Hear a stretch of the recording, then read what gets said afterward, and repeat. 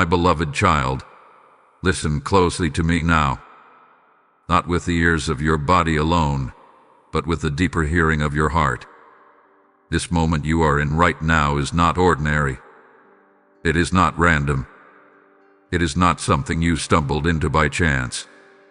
You have been carried here gently, intentionally, by a love that knows your name and understands every silent tear you have ever cried. I know you are tired, not just physically, but in places you struggled to put into words. You have been strong for a long time. You have held yourself together when no one else knew how close you were to breaking. There were nights when your mind would not rest, when questions echoed louder than answers, and you wondered if anything would ever truly change. I saw all of it. Every breath you forced yourself to take. Every smile you gave when your heart felt heavy. Nothing about your endurance has gone unnoticed. You may feel as though your life has been standing still or spinning without direction. You may sense that something is missing, something unnamed but deeply felt.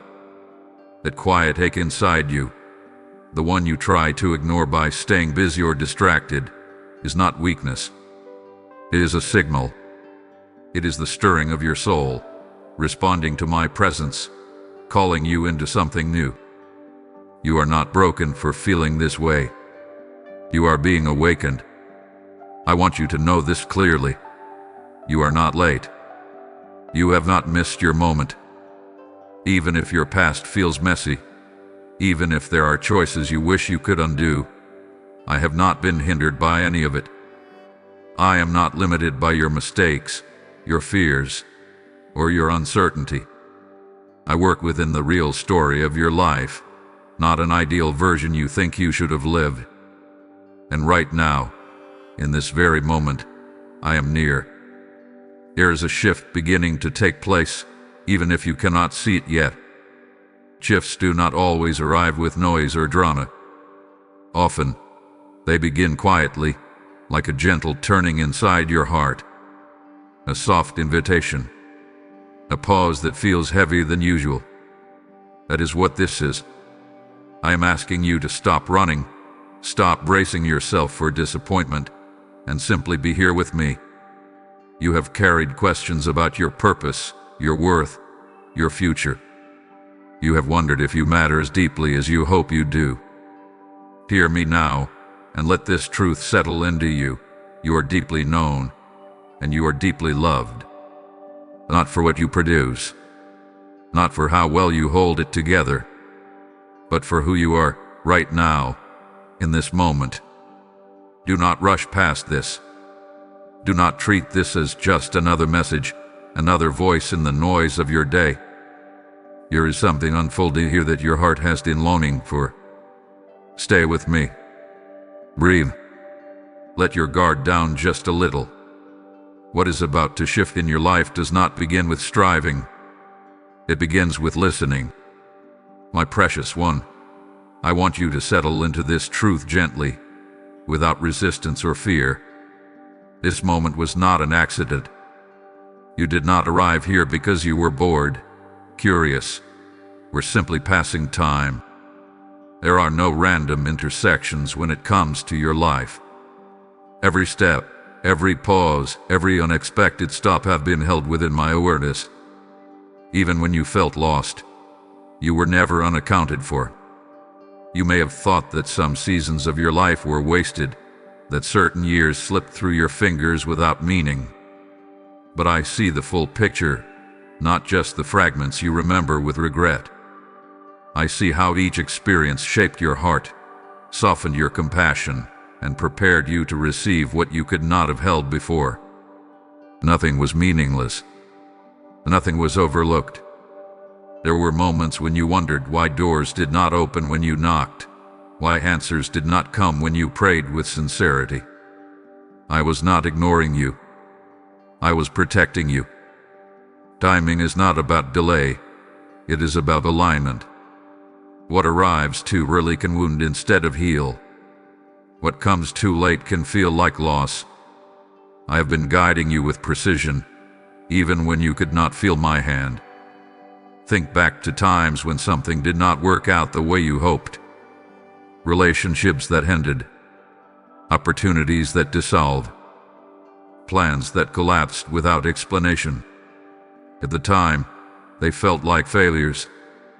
But now, look closer.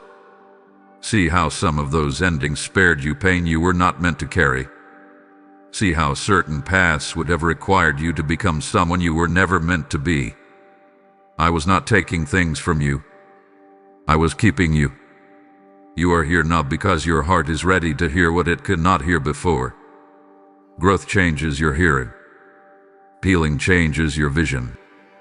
What once felt confusing now begins to make sense, not because the past has changed, but because you have. You are not the same person you were back then. And that is not something to grieve. It is something to honor. I know you sometimes replay moments in your mind, wondering what would have happened if you had chosen differently. But my child, I do not measure your life by missed turns. I redeem them. I weave wisdom out of what you call mistakes. I draw strength from what you thought weakened you. There is nothing in your story that disqualifies you from what is unfolding now. This moment you are in is a doorway. It may not look dramatic. It may feel quiet, even subtle. But quiet moments often carry the deepest transformations. The soil does its most important work beneath the surface, where no one can see. That is what is happening within you. Something is taking root. Something new is being prepared. I want you to release the idea that your life must make sense to be valuable. Some chapters are not meant to be understood immediately. They are meant to be lived through, survived, and eventually transformed into wisdom. You have done that more times than you realize. You are stronger than the voice that tells you otherwise. Do not underestimate the power of being present right now. Not anxious about what comes next. Not trapped in what has already passed. But here. Listening. Open. Willing. This posture of the heart is sacred. It is where change begins. It is where I meet you most clearly. I am not asking you to have everything figured out. I am not demanding certainty or perfection. I am simply inviting you to trust that you are being led, even when the path feels unfamiliar. Trust does not mean you will never feel fear. It means you choose to keep walking even when fear whispers lies. You are not behind. You are not forgotten. You are not drifting without purpose. You are standing exactly where you need to be to receive the next understanding, the next healing, the next step forward. This is not a coincidence. It is a convergence. All the quiet lessons, all the endurance, all the unseen faith have brought you here. Stay with me in this awareness. Let it calm the urgency inside you. Let it loosen the grip of self-blame and doubt. You do not need to rush your becoming. I am patient with you. I delight in walking with you. And as we continue, you will begin to see more clearly why this moment matters, and why your life is not stalled, but shifting. My beloved child, I want to speak to the restlessness you have been carrying. A quiet unease that follows you even in moments of calm. The feeling that something is unfinished, unresolved, or just out of reach. You have tried to name it in many ways.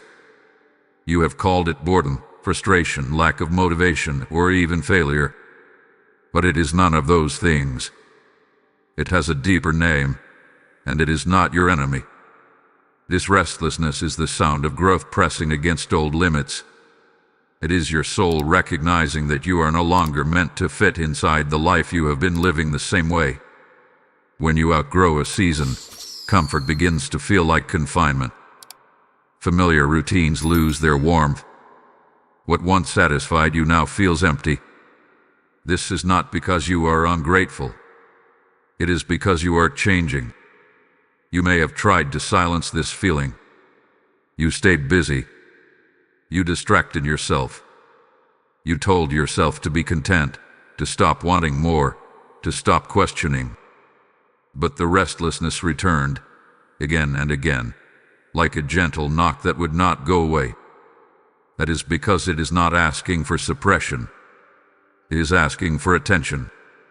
I place this awareness within you not to torment you, but to guide you. Just as hunger tells the body it needs nourishment, restlessness tells the soul it needs movement, truth, or healing. Ignoring it only makes it louder. Listening to it with me brings clarity. There were times when you thought something was wrong with you for feeling unsettled. You looked around and saw others who seemed comfortable, settled, certain. You wondered why peace felt so elusive for you. But I need you to understand this. Some hearts are shaped for deeper waters. They are not meant to remain still for long. They are designed to grow, to question, to seek, and to become. This restlessness is not impatience. It is preparation. It is the stretching that happens before expansion. Muscles ache before they grow stronger. The soil breaks before the seed emerges. In the same way, your inner world is shifting to make room for what is next. If it feels uncomfortable, it is because something new is forming. I know you have asked me, sometimes with words and sometimes with tears, what do you want from me? Hear my answer gently. I am not demanding more effort. I am not asking you to strive harder or prove your worth. I am inviting you to become more honest with yourself and with me. To stop pretending that you are satisfied when you are not. To stop shrinking your desires out of fear they are too much. You were not created to live numb. You were created to be alive, fully awake, fully engaged. And when something inside you resists settling, it is often because I am calling you forward, not condemning you for standing still. Do not confuse restlessness with failure. You have not failed because you want change. You have not failed because you feel unsettled. You have not failed because you are questioning the life you have built. These questions are signs of courage, not weakness. They mean you are listening to the deeper parts of yourself instead of silencing them. There are layers within you that are ready to be uncovered. Gifts you have not yet used. Truths you have not yet spoken. Healing you have not yet received. Restlessness rises when these parts begin to stir. It is the voice of potential asking to be acknowledged. I want you to stop judging this feeling and start sitting with it. Ask it what it needs. Often, it is not a dramatic change you are craving, but alignment. A life that matches who you are becoming, not who you used to be. A rhythm that allows you to breathe, to feel, to grow. You are not asking for too much. You are asking for the right things. Peace that is real.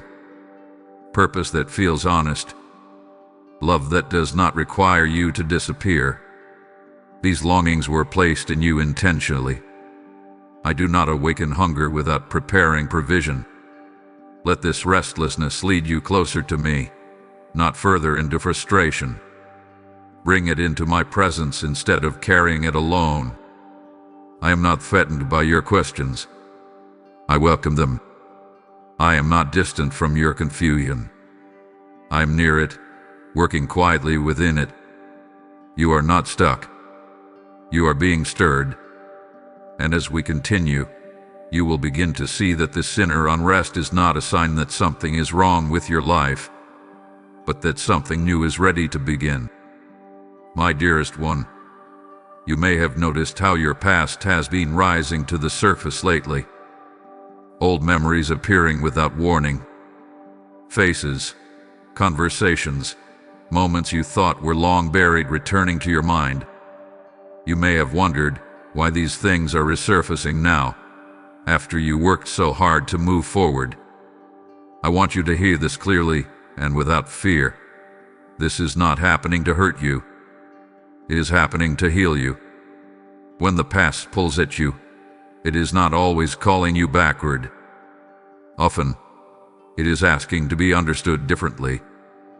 There are experiences you survived without ever being given the space to process them. You learned how to endure, how to adapt, how to keep going. But endurance is not the same as healing. What was once too heavy to feel is now ready to be touched with gentleness. You have grown stronger than you realize. Strong enough now to look at what once overwhelmed you. Strong enough to revisit moments that shaped you without being consumed by them. I would not allow these memories to rise if you were not ready to face them safely. You are not being exposed. You are being supported. There are parts of your story that you rushed past because you had no choice. You did what you had to do to survive. But survival mode does not allow for tenderness. It does not allow for reflection. Now, you are in a different place. The pace has slowed just enough for your heart to speak, and your heart is asking to be seen. Some of these memories carry pain. Others carry regret. Some carry questions that never found answers. You may feel guilt for things you said or did. You may feel grief for what you lost or what never was. You may even feel anger toward yourself or others for how things unfolded. None of these emotions disqualify you from peace. They are simply signals pointing to places that still need compassion. I want you to understand something important. Healing does not mean pretending the past did not hurt. It means allowing the hurt to be acknowledged without letting it define you. You are not reliving the past to be trapped by it. You are revisiting it so it can finally loosen its grip. There are beliefs you formed back then that no longer serve you. Conclusions you reached about yourself when you were wounded, young, or afraid. You decided who you were based on moments of pain, rejection, or failure. And without realizing it, you have been living under those conclusions ever since. Now, they are being brought into the light, not to shame you, but to be rewritten. You may feel vulnerable as these memories surface. That is understandable. Vulnerability can feel like exposure when you are used to protecting yourself. But vulnerability in my presence is not dangerous. It is where healing happens. I do not ask you to face your past alone. I stand with you in it, holding what you cannot carry by yourself. Some of what you remember may still hurt. Healing does not always remove the memory, but it changes its power. The sharp edges soften. The weight becomes lighter. What once defined you becomes something that informed you instead. This is the quiet work of restoration. You are not being pulled back because you failed to move on. You are being invited forward with more freedom than you have ever known. Unhealed pain has a way of repeating itself. Healed pain becomes wisdom, and wisdom becomes guidance for the future you are stepping into. Do not rush this process. There is no deadline for healing. There is no standard you must meet. Allow yourself to feel without judgment. Allow yourself to grieve what you lost. Allow yourself to forgive, even if forgiveness feels like a journey rather than a moment. I am patient with you. I do not measure your progress by speed. You may discover that some of the pain you carry is not even yours. Expectations placed on you, words spoken over you, burdens you absorbed because you were trying to keep peace or earn love. These, too, are being revealed so they can be released. You were never meant to carry them. As your past comes into focus, remember this: it does not get the final word. I do. Your story is still unfolding. What happened to you is not the same as who you are, and who you are becoming is not limited by where you have been. Let this revisiting be gentle. Let it be honest. Let it be guided by love rather than fear. I am not reopening wounds to leave them exposed. I am tending to them so they can finally heal. And as they do, you will feel lighter, clearer, and more ready for the life that is waiting ahead of you. My beloved child, I want you to pause here with me. Do not turn away. Do not let your mind wander or your heart close. What you are standing in right now is a threshold, a crossing point, a place where something old is loosening its hold and something new is quietly beginning to breathe.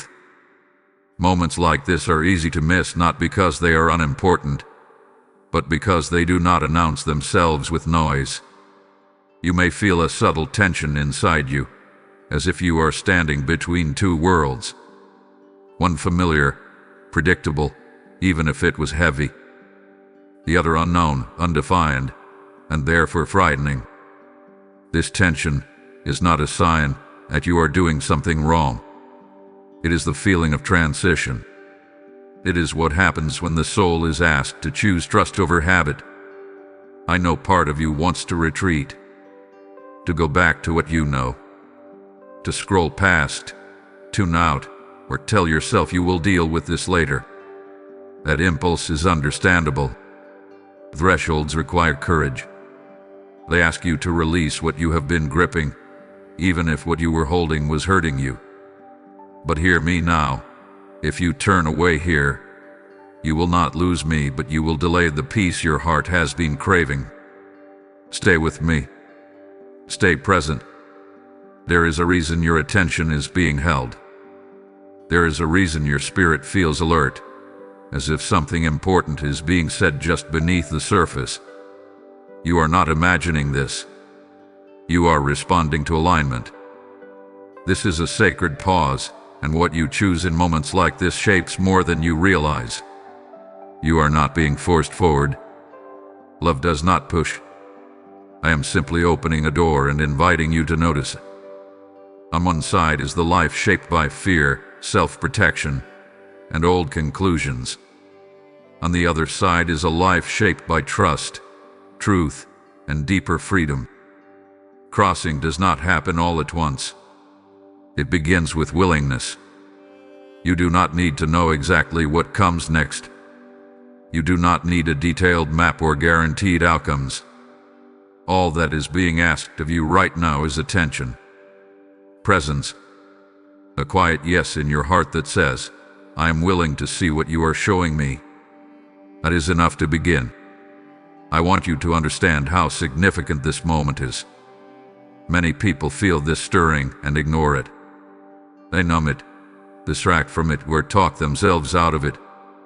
And life continues, but something inside them remains unresolved.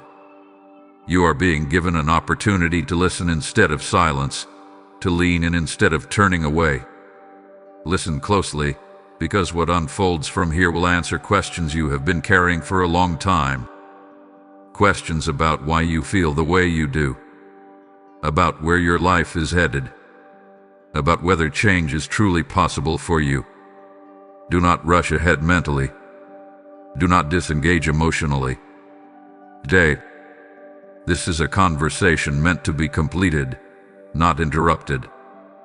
If these words are resonating with you, if something in your chest feels both tender and awake, honor that. Let this moment matter. And if this message is bringing clarity or peace, I invite you to bless it with a like. Not for numbers, but so this encouragement can reach other hearts standing at their own threshold. And if you know someone who feels stuck, restless, or quietly longing for change, share this message with them. Sometimes one gentle word at the right time can shift an entire life. You are not meant to walk this awareness alone. I also invite you to stay connected. Subscribe to this space so you can continue receiving these moments of truth and reassurance. Not because you need more noise, but because you deserve reminders of who you are and what is possible. My child, do not underestimate what is happening right now. This is not just inspiration. This is preparation. Something is being clarified within you. Something is being released.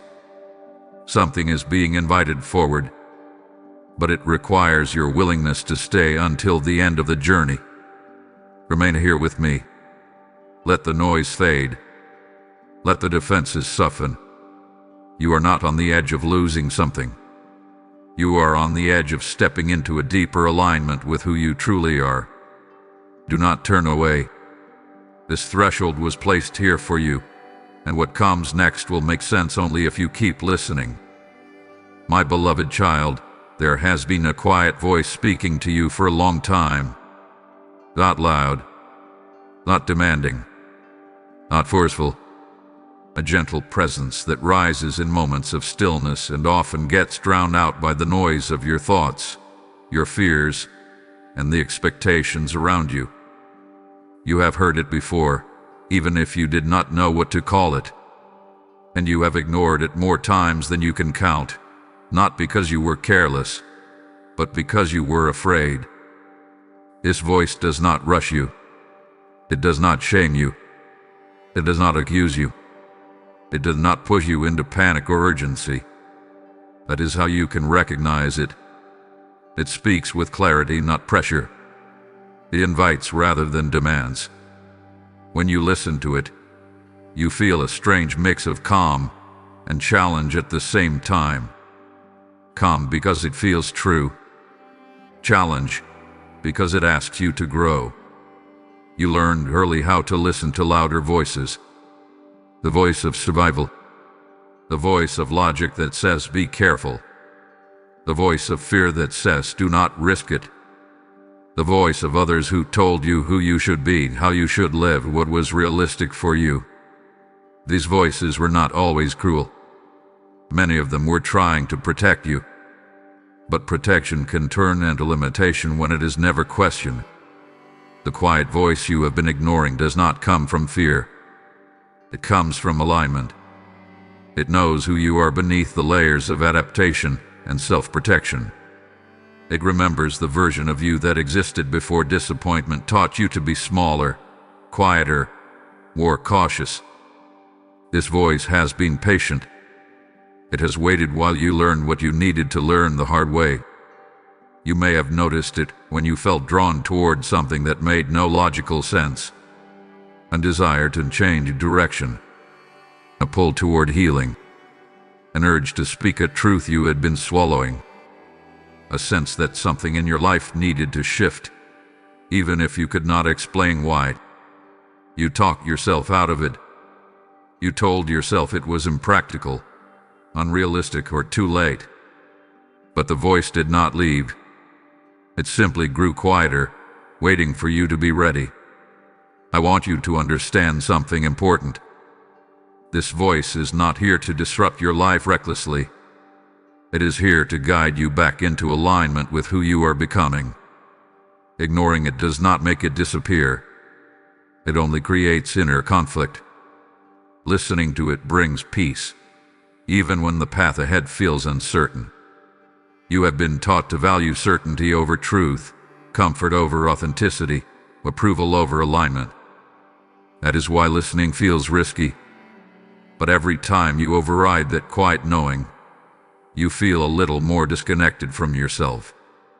And every time you honor it, even in small ways, something inside you relaxes. This voice does not demand immediate action. It asks for honesty.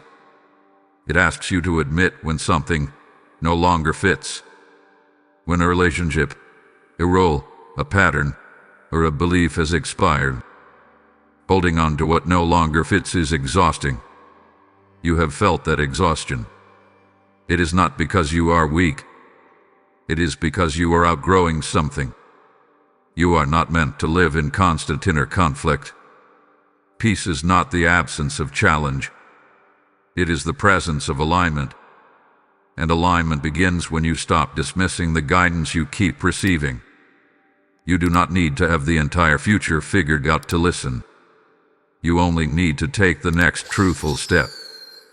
That step may be as simple as acknowledging what you feel, naming what you want, admitting what hurts, or allowing yourself to consider a different way of living, even if you are not ready to act on it yet.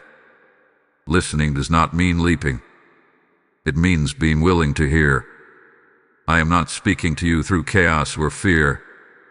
I speak through stillness, through clarity, through that steady inner knowing that returns no matter how many times you push it away. When you learn to recognize my voice, it becomes easier to trust it. And when you trust it, life begins to feel less like a struggle and more like a conversation. Do not be afraid of this voice. It will not lead you away from who you are meant to be. It will lead you toward it. The reason it has grown louder lately is because you are ready to listen now in a way you were not before. Your heart has softened. Your defenses have loosened. Your awareness has widened. Make space for stillness. Pay attention to what brings you peace without explanation. Notice what drains you even when it looks good on the surface. These are clues. This is guidance. You are not lost. You are being gently redirected. Trust that the quiet voice you have been ignoring is not here to take something from you. It is here to restore you. And as you learn to listen again, you will find that the path forward becomes clearer, calmer, and more true to who you really are. My beloved child, there is a weight you have been carrying that was never meant to rest on your shoulders. You learned how to carry it quietly, how to smile while holding it, how to keep moving even when it pressed the air from your lungs. Others may have seen your strength, your reliability, your ability to endure. But they did not always see the cost. I saw it. I see it still. You learned early how to be self-sufficient. Perhaps you had to grow up too soon. Perhaps you discovered that asking for help did not always lead to safety or understanding. So you adapted. You became the one who handled things, who stayed composed, who absorbed pressure without complaint. Over time, carrying everything alone began to feel normal, even necessary. But normal does not mean healthy, and necessary does not mean intended. There are burdens you took on out of love, responsibilities you accepted because someone had to, emotional weight you carried because you did not want others to hurt. You told yourself it was fine, that you could handle it, that it was just how life was. But inside, something grew tired. Quietly, gradually, until exhaustion became a constant companion. I want you to hear this without resistance. You do not earn peace by suffering in silence. You do not prove your worth by how much you can endure alone. Strength is not measured by isolation. True strength is knowing when to lean, when to receive, when to allow support instead of pushing it away. You may feel uncomfortable with the idea of letting go. Carrying everything has become part of your identity. If you put the weight down, you may wonder who you are without it. But you are not your burdens. You are not your responsibilities. You are not the one who must always hold everything together. You are my child, and you were created to be held as well. There is a difference between responsibility and ownership. Some things you are responsible to respond to, but you are not meant to own them. Other people's emotions, outcomes you cannot control, situations you did not create.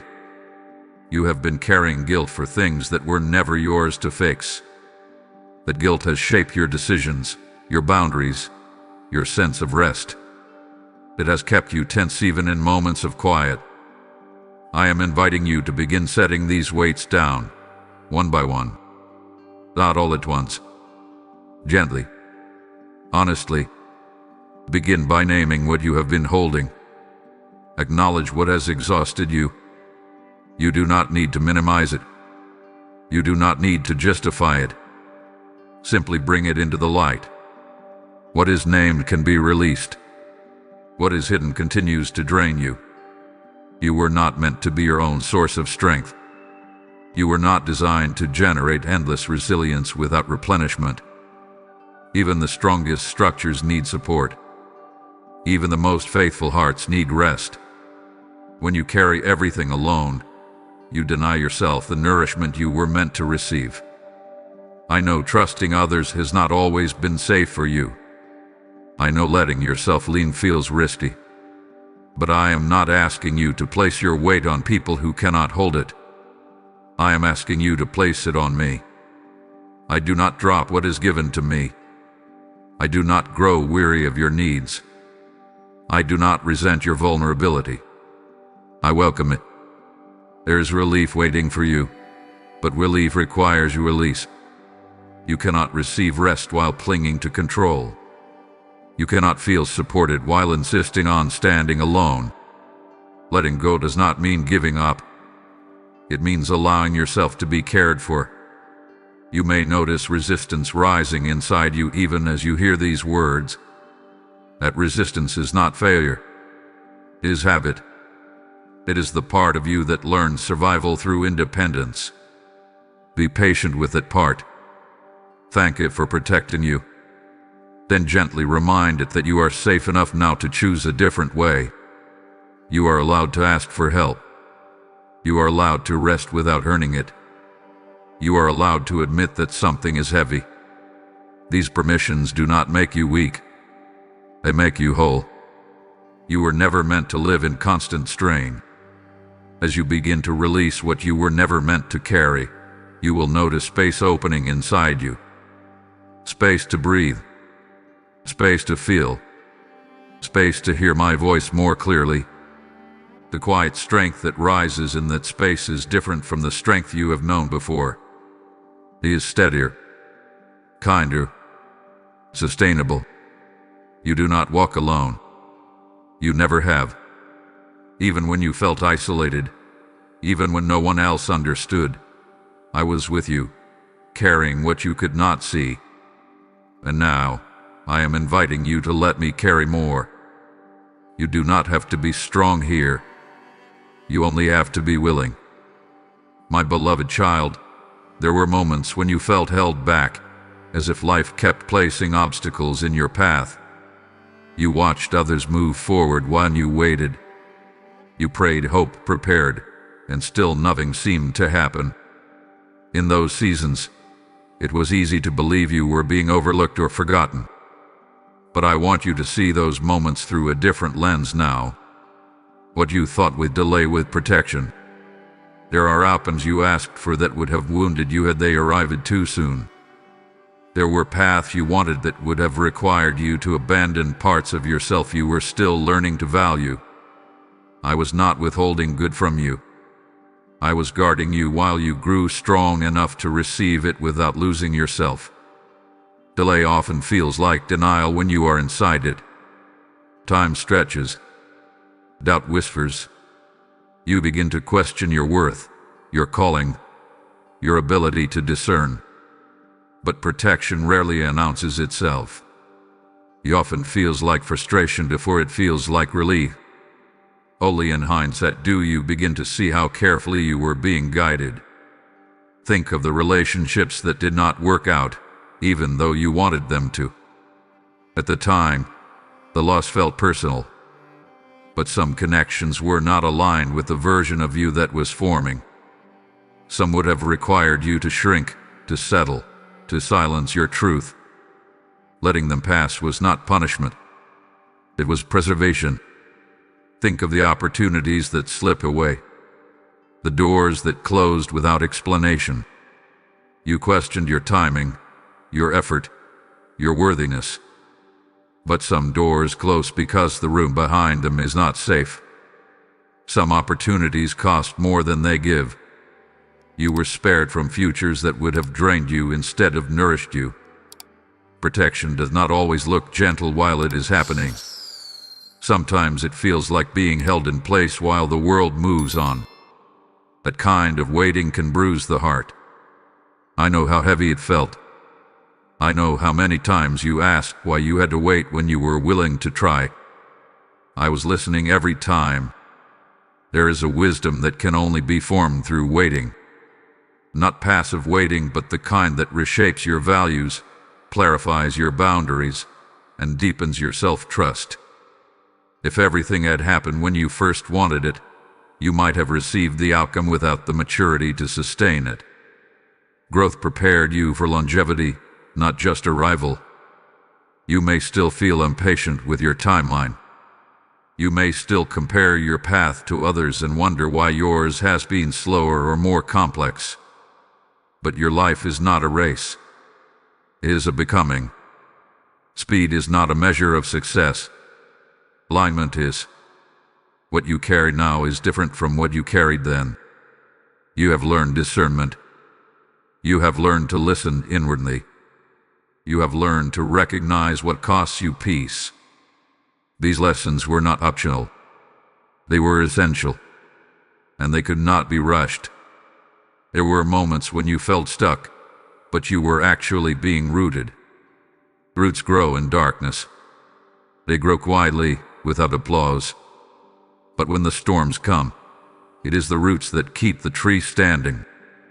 The depth you have gained will support the height you are moving toward. I know it hurt to feel ready while life said, "Not yet."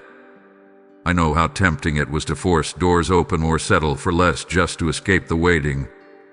But restraint is also a form of strength, and you exercised it more than you realize. Protection is not about keeping you small. It is about keeping you whole. I was shaping your character, your capacity, your self-respect. I was teaching you to value peace over pressure, truth over approval. These qualities will guard you long after the waiting ends. Now, as you look back, you may begin to see patterns. Moments where delay redirected you, where loss led to clarity, where disappointment refined your desires. What once felt like stagnation now reveals itself as preparation. I want you to release any resentment you have been holding toward time. Time has not been your enemy. It has been your ally. It has been working quietly on your behalf, even when you felt overlooked. Nothing was wasted. As you move forward, carry this understanding with you. When something does not happen as quickly as you want, do not assume you are being denied. Ask instead, what is being protected? What is being formed? What is being preserved? Trust that I do not delay without purpose. I do not withhold without reason. And I do not forget the desires I placed within you. What is meant for you will arrive at the right moment, carrying peace instead of regret. You were not delayed. You were safeguarded. And that protection has positioned you to receive what is coming with wisdom, strength, and a deeper sense of self than you have ever known. My beloved child, I know there was a season when something inside you broke. Not loudly, not all at once, but slowly, quietly, in ways that were hard to explain to anyone else. You kept functioning. You kept showing up. But deep within, something you relied on gave way. A belief, a dream, a sense of safety, and for a long time, you feared that breaking meant you were finished. But hear me now with clarity and tenderness, that breaking was not the end of you. You have been taught to fear brokenness, to see it as failure, weakness, or defeat. You learned to hide your cracks, to patch yourself together quickly, to move on before anyone noticed how much it hurt. But brokenness is not the opposite of wholeness. Pretending is. What broke in you was not your essence. It was what could no longer sustain the weight of who you were becoming. There are structures in your life that were built for survival, not for flourishing. They held you for a time, but they were never meant to last forever. When they began to crack, you thought you were losing yourself. In truth, you were being released from forms that had grown too small. I saw how you questioned yourself during that season. You wondered why you could no longer tolerate what you once endured, why your strength felt different, why your resilience no longer looked the way it used to. You thought something had gone wrong, but something had gone deeper. Breaking often feels like loss before it feels like freedom. When something familiar falls apart, even if it was hurting you, grief follows. You grieve versions of yourself that no longer fit. You grieve dreams that had to be reshaped. You grieve certainty that grief was real and it mattered. But listen closely. What broke was not your ability to live. It was your ability to keep living disconnected from your truth. You could not go back after that moment. Even if you tried, something inside you would not let you. That was not stubbornness. That was integrity forming. You were no longer willing to abandon yourself to keep the peace. You were no longer able to ignore the cost of pretending. In the breaking, you learn discernment. You learn what drains you and what nourishes you. You learn the difference between endurance and alignment. You learn that surviving is not the same as living. These lessons were written into you not through ease but through rupture. I know there were days when you felt exposed and raw, when the old ways no longer worked and the new ways had not yet formed. That in-between space can feel terrifying, but it is also sacred. It is where reshaping happens. Clay must be softened before it can be formed. Seeds must split before they can grow. You did not break because you were weak. You broke because you were strong enough to stop numbing yourself. Strong enough to feel. Strong enough to face the truth.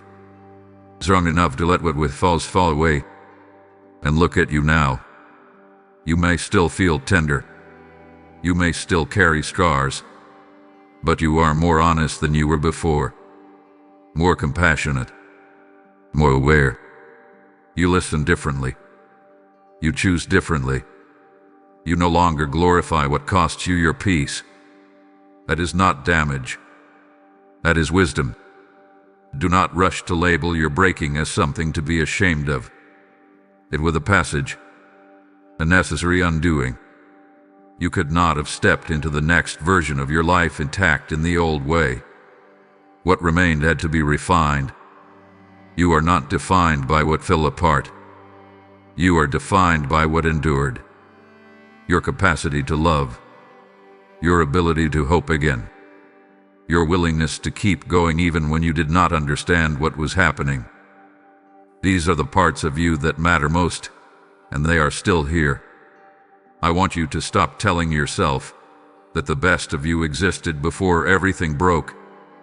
Often, the truest version of you emerges after. Not louder, not harder, but more rooted, more whole, more real. The breaking did not disqualify you. It prepared you. It cleared space for a life that fits you better than the one you were forcing yourself to maintain. You are not starting over from nothing. You are starting again with understanding. Hold this truth gently. Nothing that broke in you was meant to destroy you. It was meant to free you.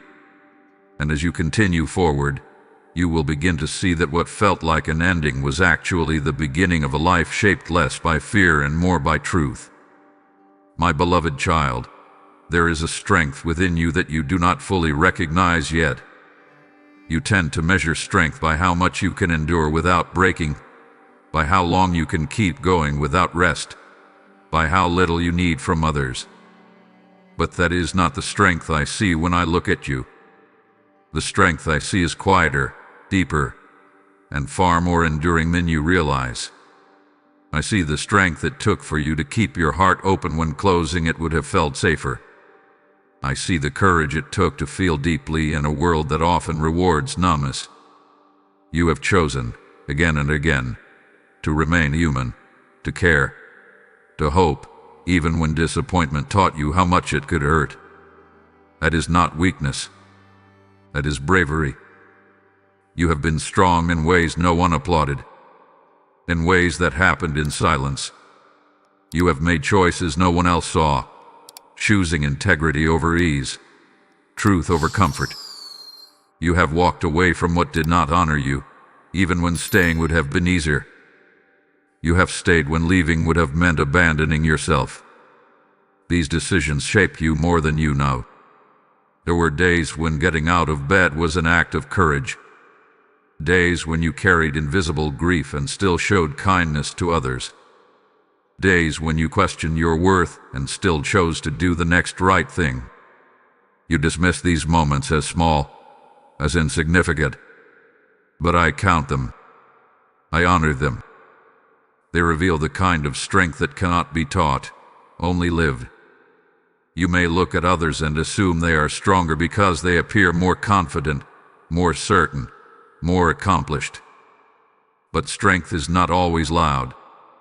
It does not always announce itself. Sometimes it looks like patience. Sometimes it looks like restraint. Sometimes it looks like choosing not to become bitter after being hurt. I see how many times you wanted to give up but did not. How many times you sat with discomfort instead of escaping it. How many times you allowed yourself to be changed by pain instead of hardened by it. This is resilience rooted in wisdom, not force. And it is far more powerful than you think. You have been carrying yourself through seasons that would have broken you in earlier years. The alone tells you something has grown within you. You are not who you used to be. You are steadier now. More discerning. More aware of your limits and your needs. That is strength refined, not diminished. You may not always feel strong because true strength does not rely on constant adrenaline or constant control. It knows when to rest. It knows when to ask for help. It knows when to say no. These are the muscles you have been building, even if you did not realize it at the time. I see the strength it took to unlearn what hurt you, to question beliefs that kept you small, to rewrite the story you told yourself about your worth. That kind of inner work requires courage most people never attempt. You face yourself honestly, and that changed you. There is also strength in your sensitivity. You feel deeply. You notice subtly. You are affected by what others dismiss. This is not fragility. It is perception. It allows you to love with depth, to empathize with sincerity, to understand pain without judgment. When guided wisely, this sensitivity becomes one of your greatest strengths. I want you to stop diminishing what you have survived simply because others did not see it. You do not need external validation for internal victories. Every time you chose healing over denial, growth over comfort, truth over illusion, you strengthen something within you that will support you for the rest of your life. You may still doubt yourself at times. You may still feel uncertain or afraid. Strength does not erase fear. It moves forward in spite of it. And you have been doing that for a long time. Even now, as you listen, you are choosing awareness over avoidance. That is strength in action. I see who you are becoming. I see the calm that is settling where chaos once lived. I see the clarity emerging where confusion once dominated. I see the compassion you now extend to yourself where criticism once ruled. These are signs of maturity, not loss. You are stronger than the voice that tells you are behind. Stronger than the doubts that rise when you compare your path to others. Stronger than the fear that whispers you are not enough.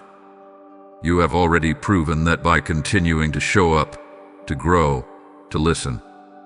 Let yourself receive this truth without argument. You do not need to become stronger. You already are.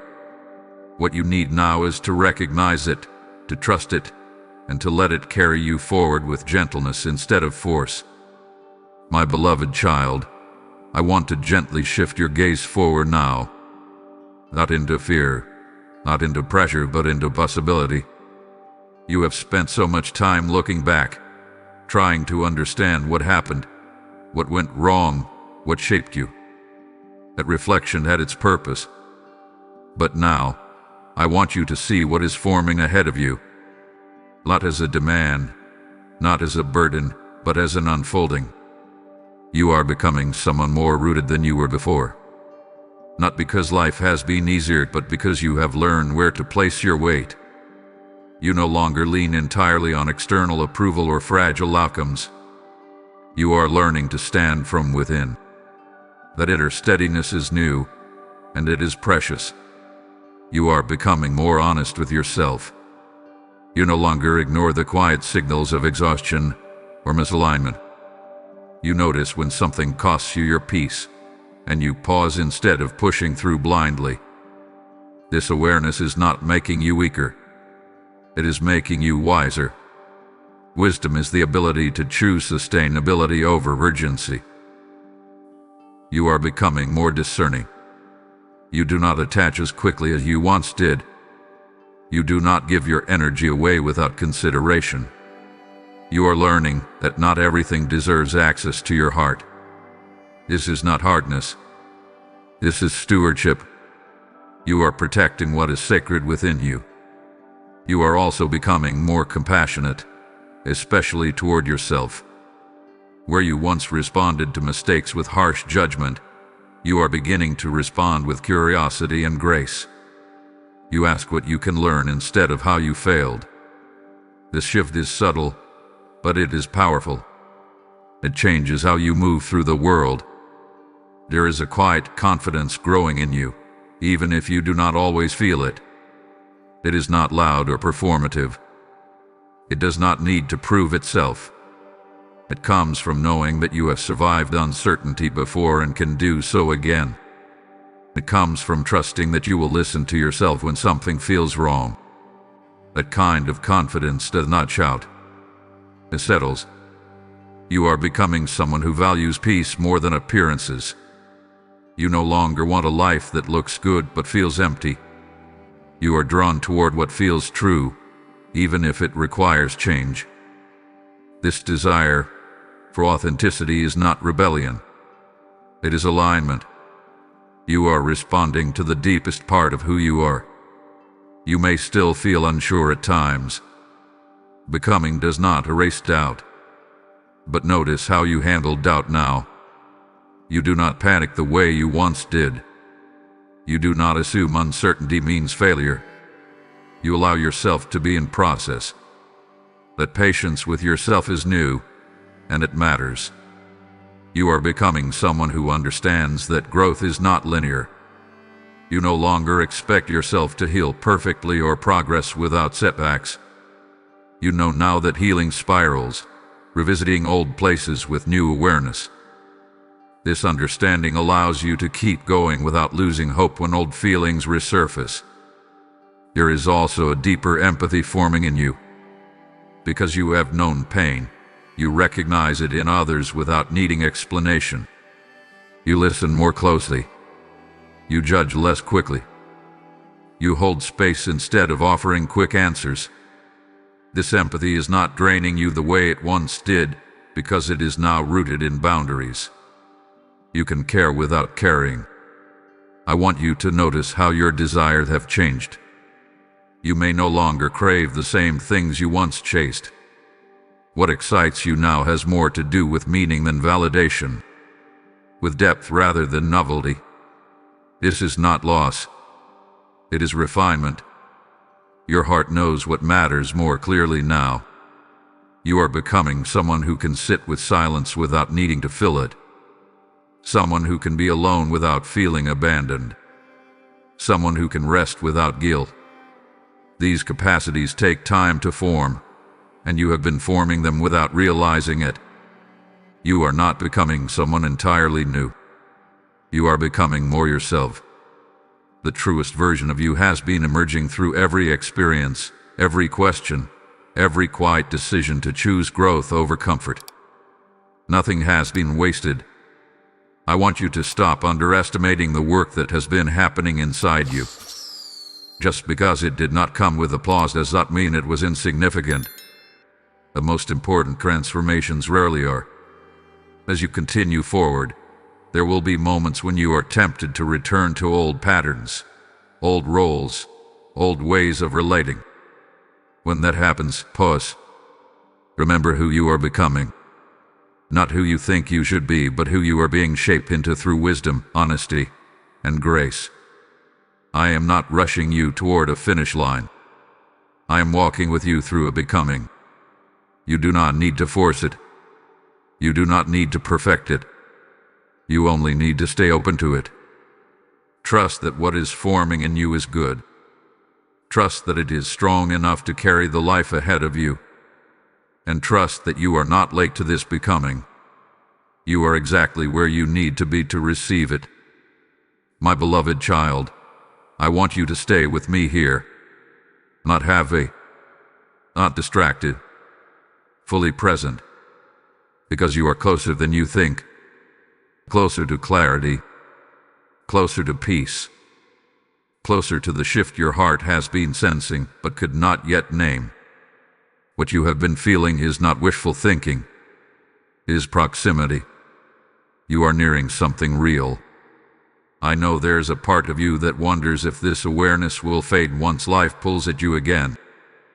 You have had moments of insight before, moments where things felt clear for a short time and then slipped away. That fear is understandable. But this is different. What is happening now is not a passing emotion. It is a deep alignment that hath been building layer by layer. You did not arrive here quickly. You arrived here honestly. Through questions, through disappointment, through growth you did not always recognize while it was happening. That kind of arrival lasts. You are not standing on fragile ground. You are standing on understanding. I want you to resist the urge to skim past this moment. Do not tell yourself you already know this. Do not assume you can come back later and feel the same way. Presence matters. When you give your full attention to what is unfolding, it roots itself more deeply in you.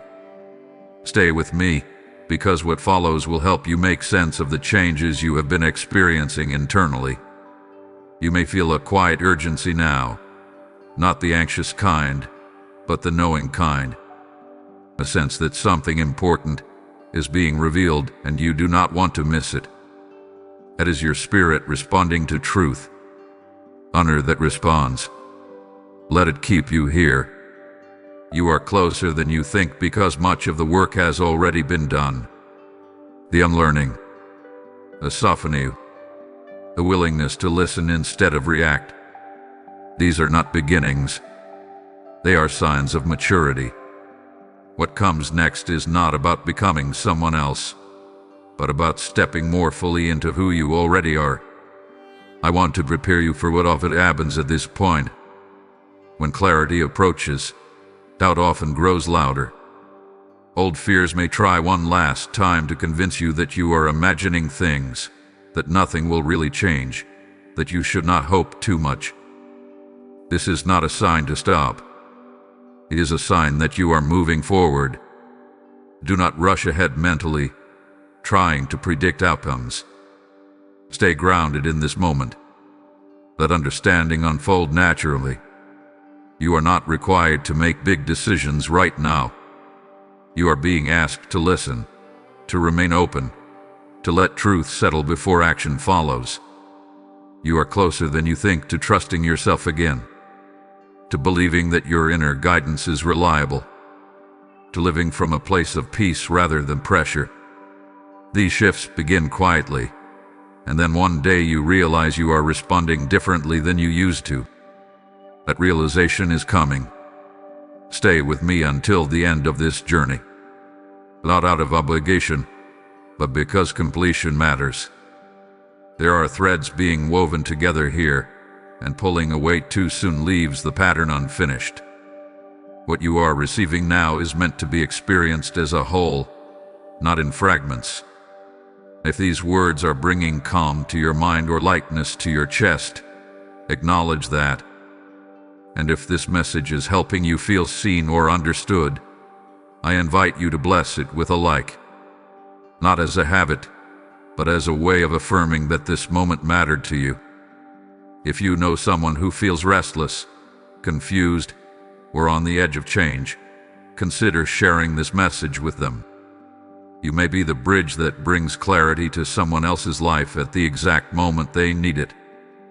And if you want to continue receiving this kind of guidance, subscribe and stay connected.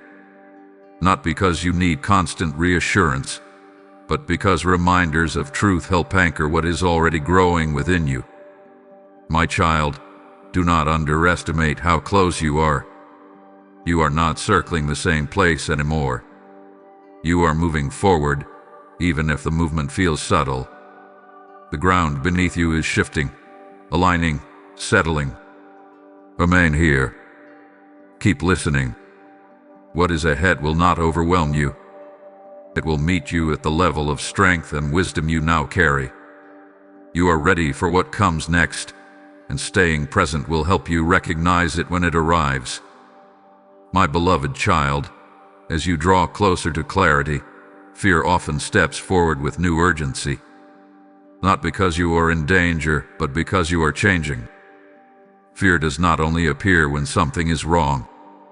It appears when something important is about to shift. It tries to keep you familiar, even when the familiar has been hurting you. This fear may not feel dramatic. It may sound reasonable. It may speak in careful tones, offering logic and caution. It may say, what if you are wrong? Or what if you hope too much? Or what if you change and lose what little stability you have? These questions are not signs of wisdom. They are signs of uncertainty reacting to movement. I want you to notice how this fear differs from the quiet guidance you have been learning to recognize. Fear rushes you. It tightens your chest. It fills your mind with worst-case scenarios. It asks you to decide everything at once. Guidance, on the other hand, is steady. It allows space. It invites you to take one step at a time. You have encountered fear before. Many times. In the past, it may have stopped you. It may have convinced you to stay in situations that no longer fit. It may have taught you to choose predictability over peace. But look at you now. You are more aware. You are listening differently. Fear no longer has the same authority it once did. Fear often disguises itself as protection, but it protects by limiting. It tries to preserve what is known, even if what is known is draining you. It tells you that change is dangerous, that growth is risky, that trusting yourself is foolish. It thrives when you doubt your own discernment. But fear cannot see what I see. It does not know the strength you have built. It does not understand the preparation that has already taken place within you. It only sees uncertainty and assumes harm. I see possibility and readiness. There is a reason fear becomes louder at thresholds.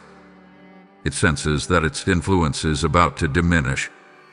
If you move forward with trust, fear loses control.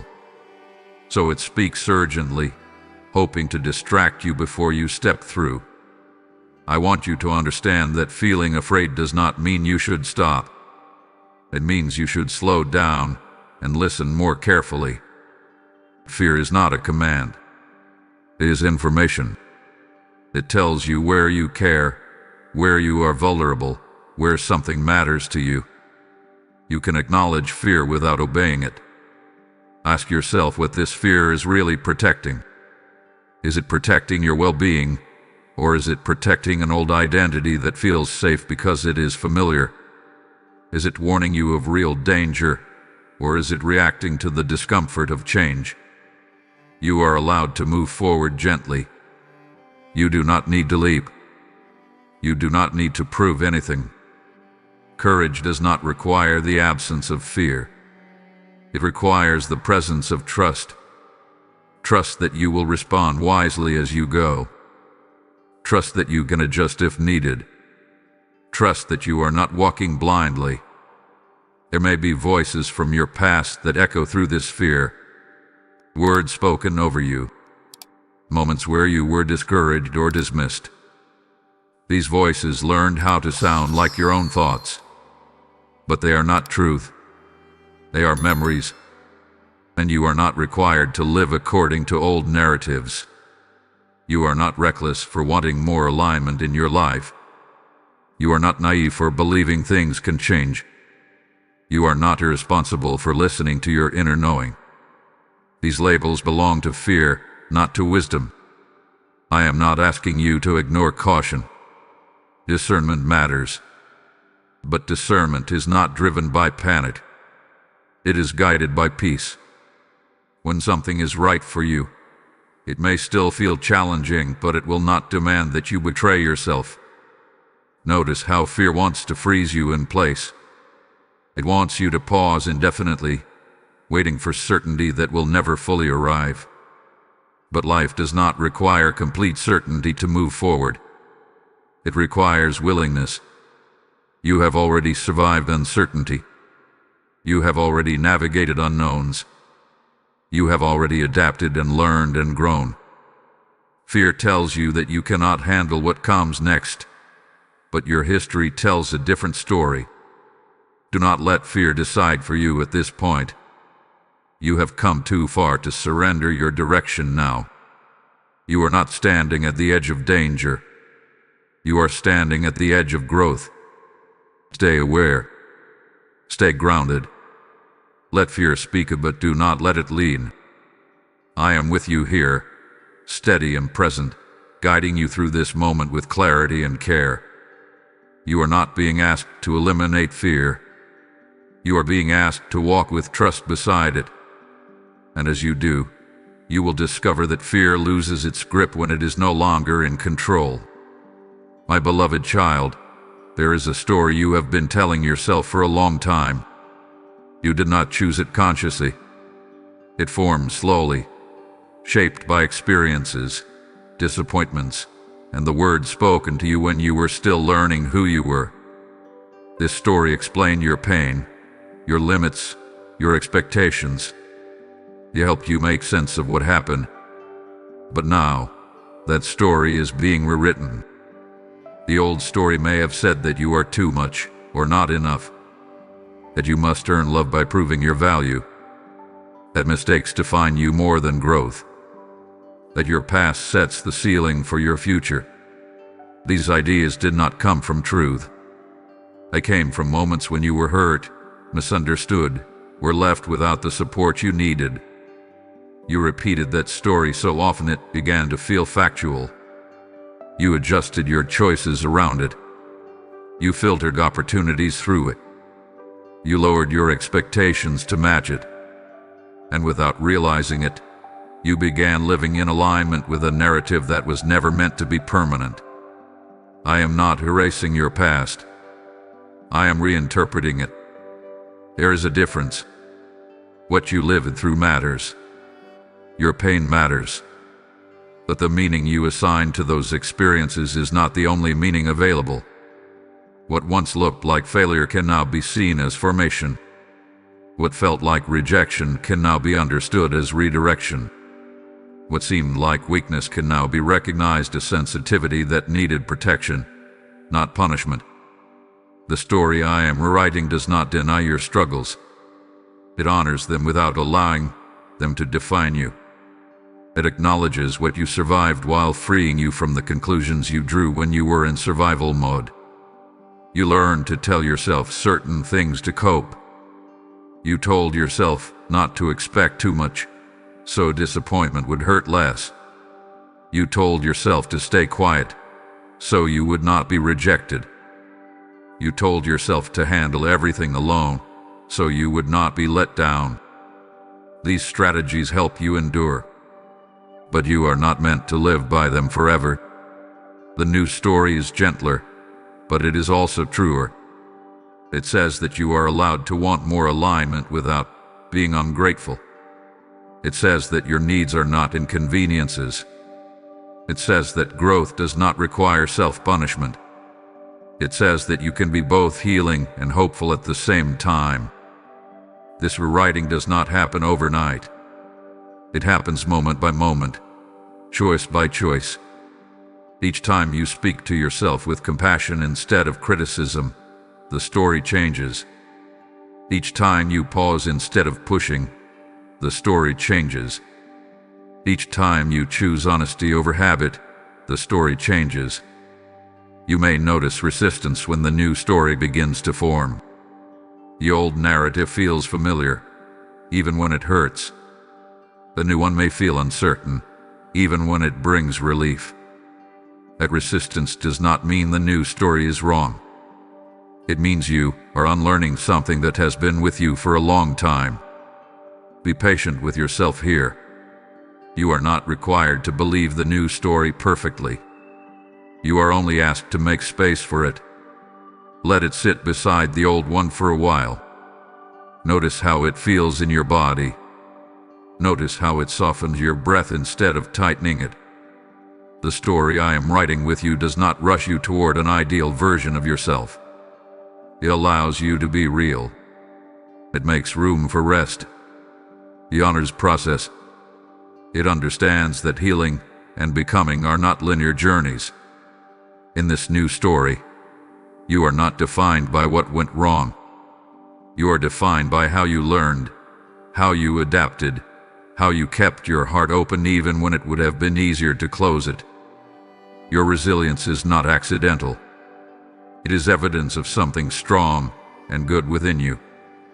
You may still hear the old story from time to time, especially when you are tired, especially when something triggers an old wound. When that happens, do not argue with it aggressively. Gently remind yourself that this voice is outdated. It belongs to a chapter that has already ended. You are allowed to update the narrative of your life.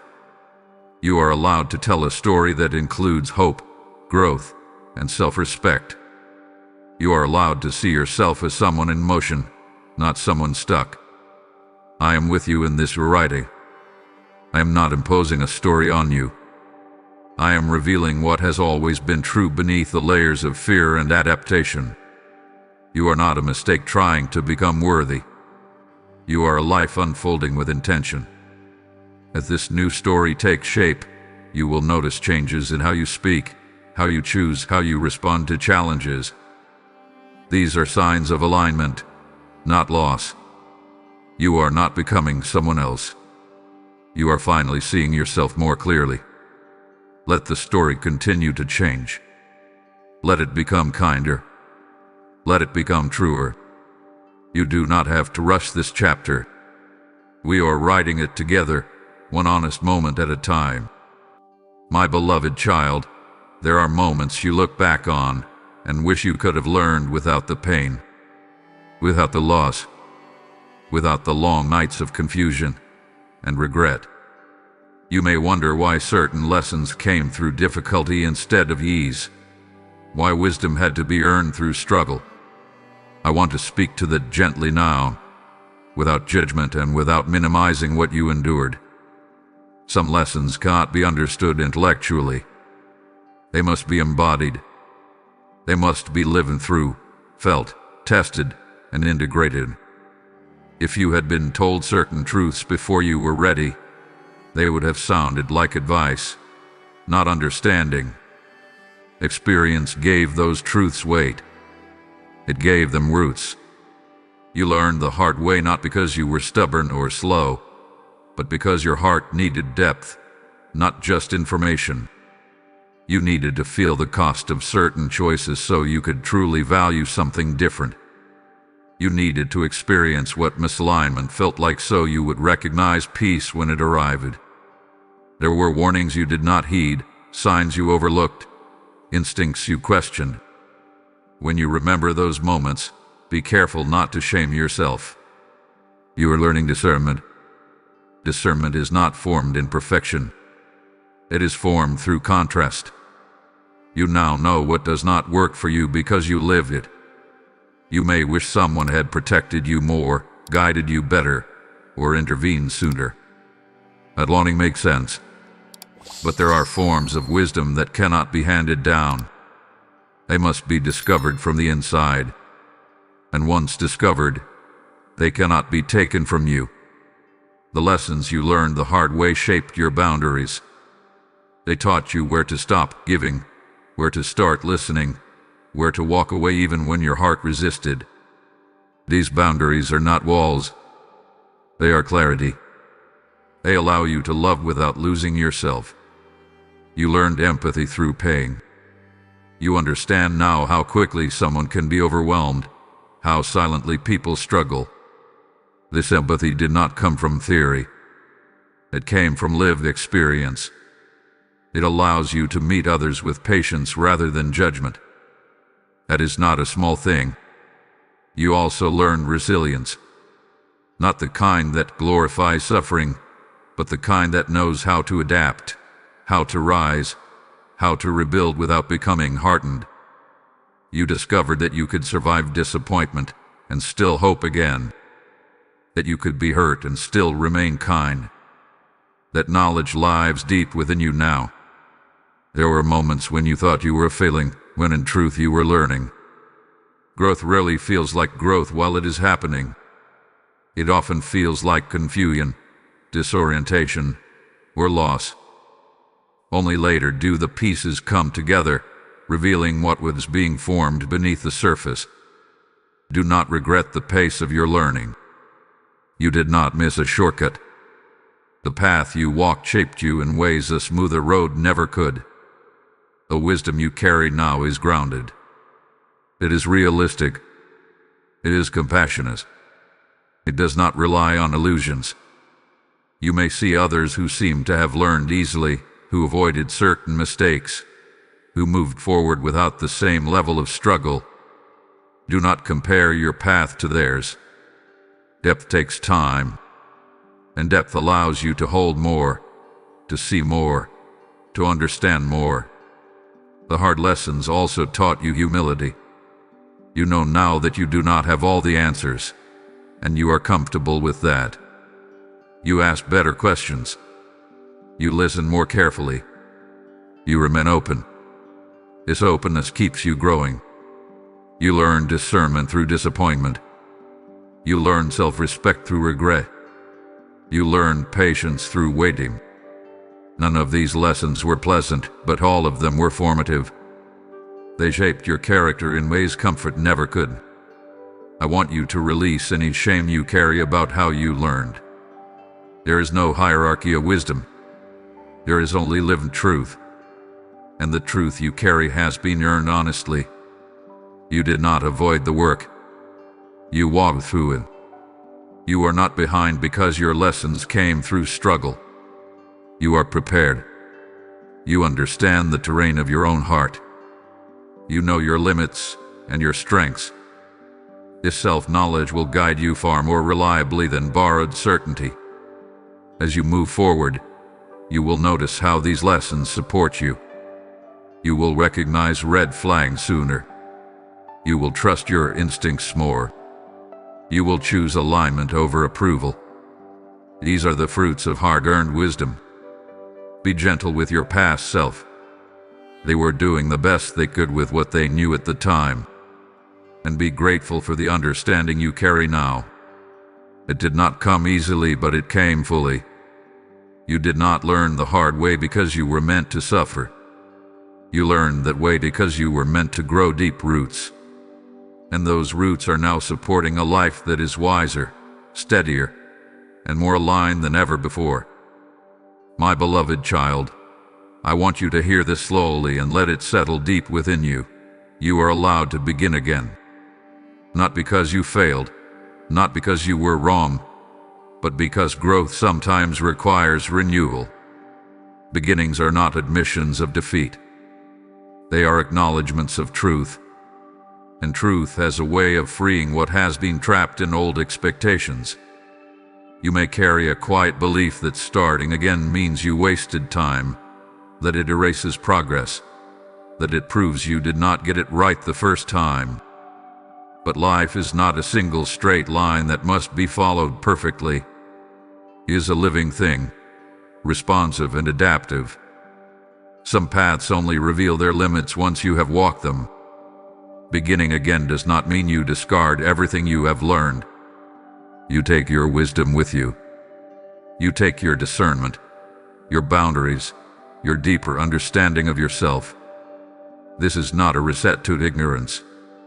It is a continuation with clarity. There are seasons when persistence is honored, and seasons when release is wise. Knowing the difference is maturity. You have reached a place where you can feel when something has run its course. That awareness is not betrayal of your past efforts. It is respect for your present self. You may feel guilt about wanting to begin again.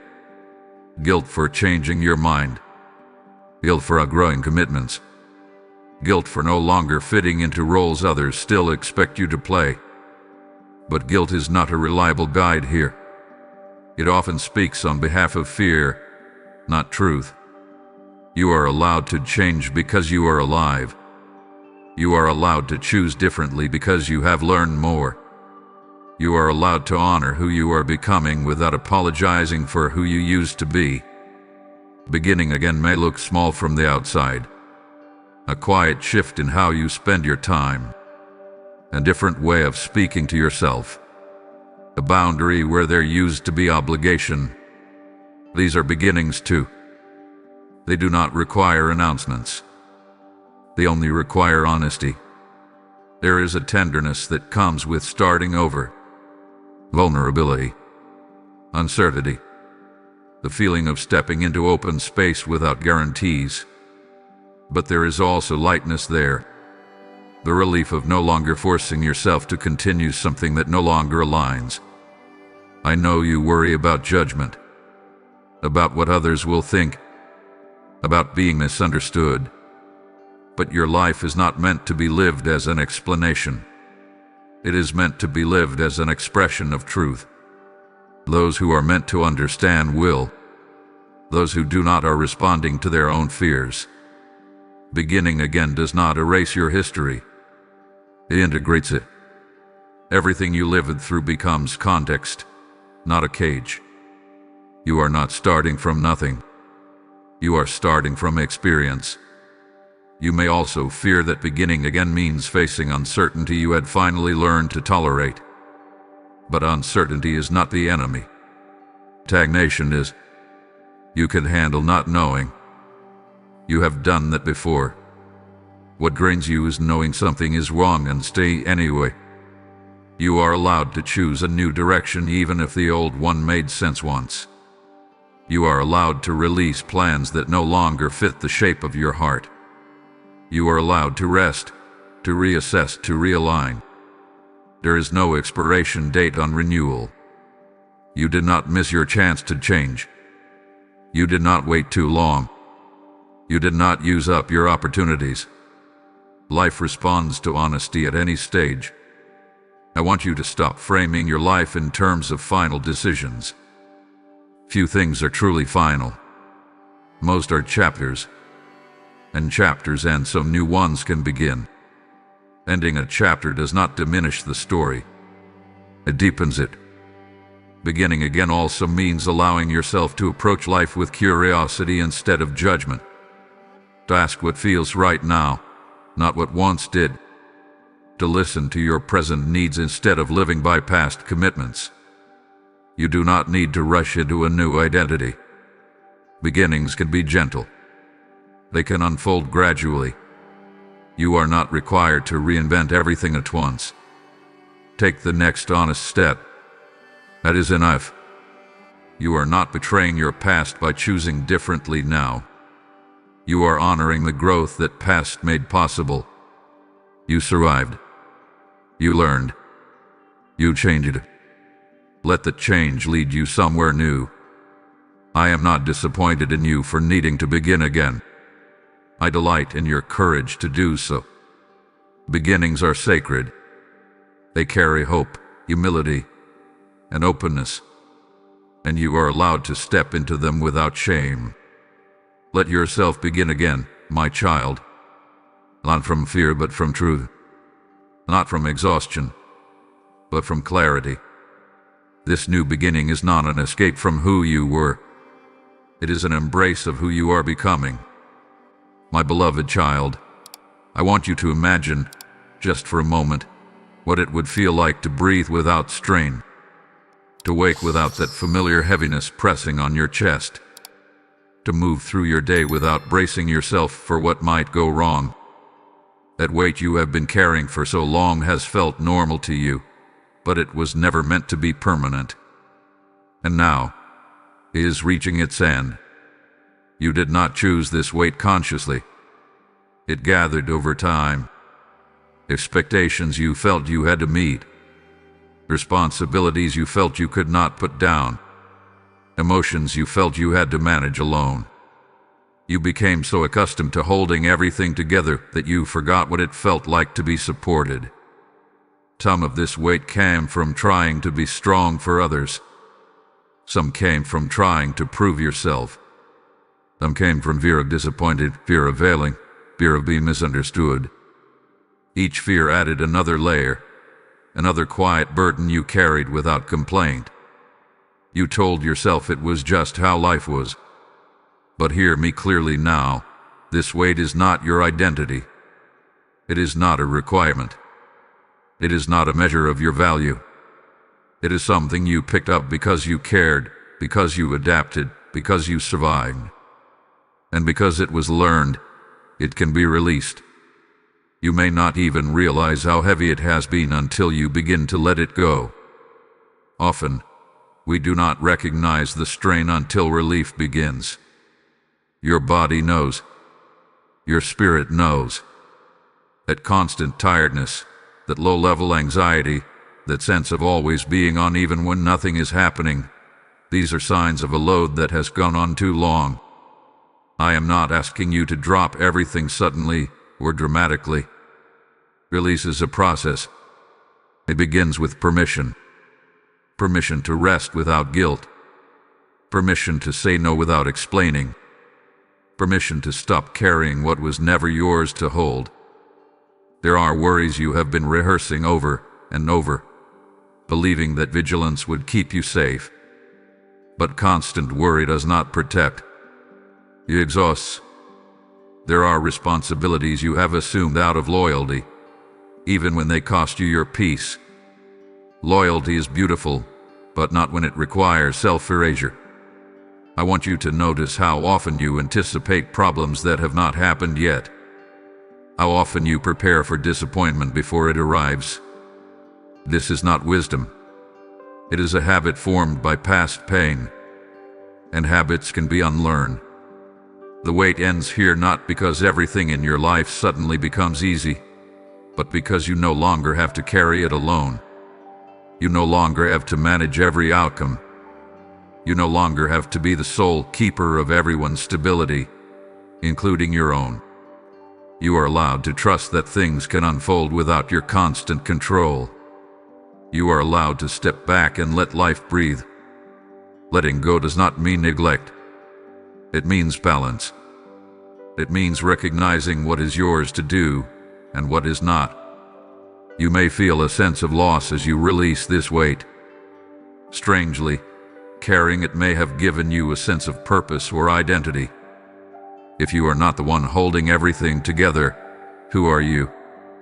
This question can feel unsettling. But what waits on the other side is not emptiness. It is freedom. Without the weight, you make room for joy without suspicion, for rest without apology, for hope without bracing for disappointment. You make room to receive instead of only giving, to be supported instead of always supporting. I want you to be gentle with yourself as this release begins. You may instinctively reach for the weight again out of habit. When you notice that, pause. Breathe. Remind yourself that you are safe enough now to put it down, even if only for a moment. This is not about becoming careless or indifferent. It is about becoming sustainable. You were not meant to live in a constant state of tension. Peace is not something you earn after suffering enough. It is something you are allowed to experience now. The weight you have been carrying shaped you, but it does not get to define your future. You can honor what you endured without continuing to live under its pressure. You can appreciate your strength without constantly testing it. As this weight loosens, you may notice emotions rising that were long suppressed. Sadness, relief, even grief. Let them come. They are part of the release. What has been held tightly for a long time often needs to move before it can leave. I am here with you in this letting go. You do not need to do it perfectly. You do not need to do it all at once. Each small release matters. Each moment of rest counts. Each time you choose softness over strain, something heals. This is a turning point, even if it feels quiet. The end of unnecessary burden. The beginning of lighter steps. You are not abandoning responsibility. You are redefining it with wisdom and care. Let the weight fall away, my child. Not because you failed, but because you have carried it long enough. What comes next will not require the same heaviness. You are learning a new way to live, one rooted in trust, balance, and peace. My beloved child, listen closely now. Not casually, not passively. Listen with the awareness that something meaningful is happening. This is a turning point. Not because everything outside you has suddenly changed, but because something within you has reached readiness. There are moments in life when the ground shifts quietly beneath your feet, and if you are not attentive, you may miss how profound they truly are. This is one of those moments. You may not feel dramatic certainty. You may not feel an overwhelming rush of emotion. Turning points rarely announce themselves with intensity. More often, they arrive with clarity, a calm knowing, a sense that you cannot return to the way you were, even if part of you tries. That is what you are experiencing now. Something had been settling into place inside you over this journey. Threads that once felt scattered are beginning to weave together. You are seeing connections you could not see before. You are understanding yourself with more compassion, more honesty, more depth. That understanding changes how you move forward, whether you consciously acknowledge it or not. This is the point where old patterns lose their authority. Not because they vanish instantly, but because you see them clearly now. You recognize when fear speaks. You recognize when you are tempted to shrink. You recognize when you are carrying weight that is not yours. Awareness is power. And once awareness is present, nothing stays the same. You are standing at the intersection between reaction and choice, between habit and intention. Before this moment, many of your responses were automatic, shaped by survival and conditioning. From here on, you begin responding with discernment. That shift changes everything. Do not rush past this moment. Do not assume it will repeat itself later in the same way. Turning points ask for acknowledgement. They ask you to be present long enough for the change to root itself deeply. Stay with me here, because what follows will help anchor this shift so it does not fade when life grows loud again. You may feel an urge to multitask, to half listen, to tell yourself you already understand. Resist that urge. Completion matters. What you are receiving is not meant to be skimmed. It is meant to be absorbed. Let yourself finish this journey fully, because the wholeness of it is what creates lasting change. If you have been waiting for a sign that things can truly be different, let this be it. Not a promise of perfection, but a confirmation of direction. You are no longer moving blindly. You are no longer guessing at your next step. You are learning to trust the wisdom forming within you.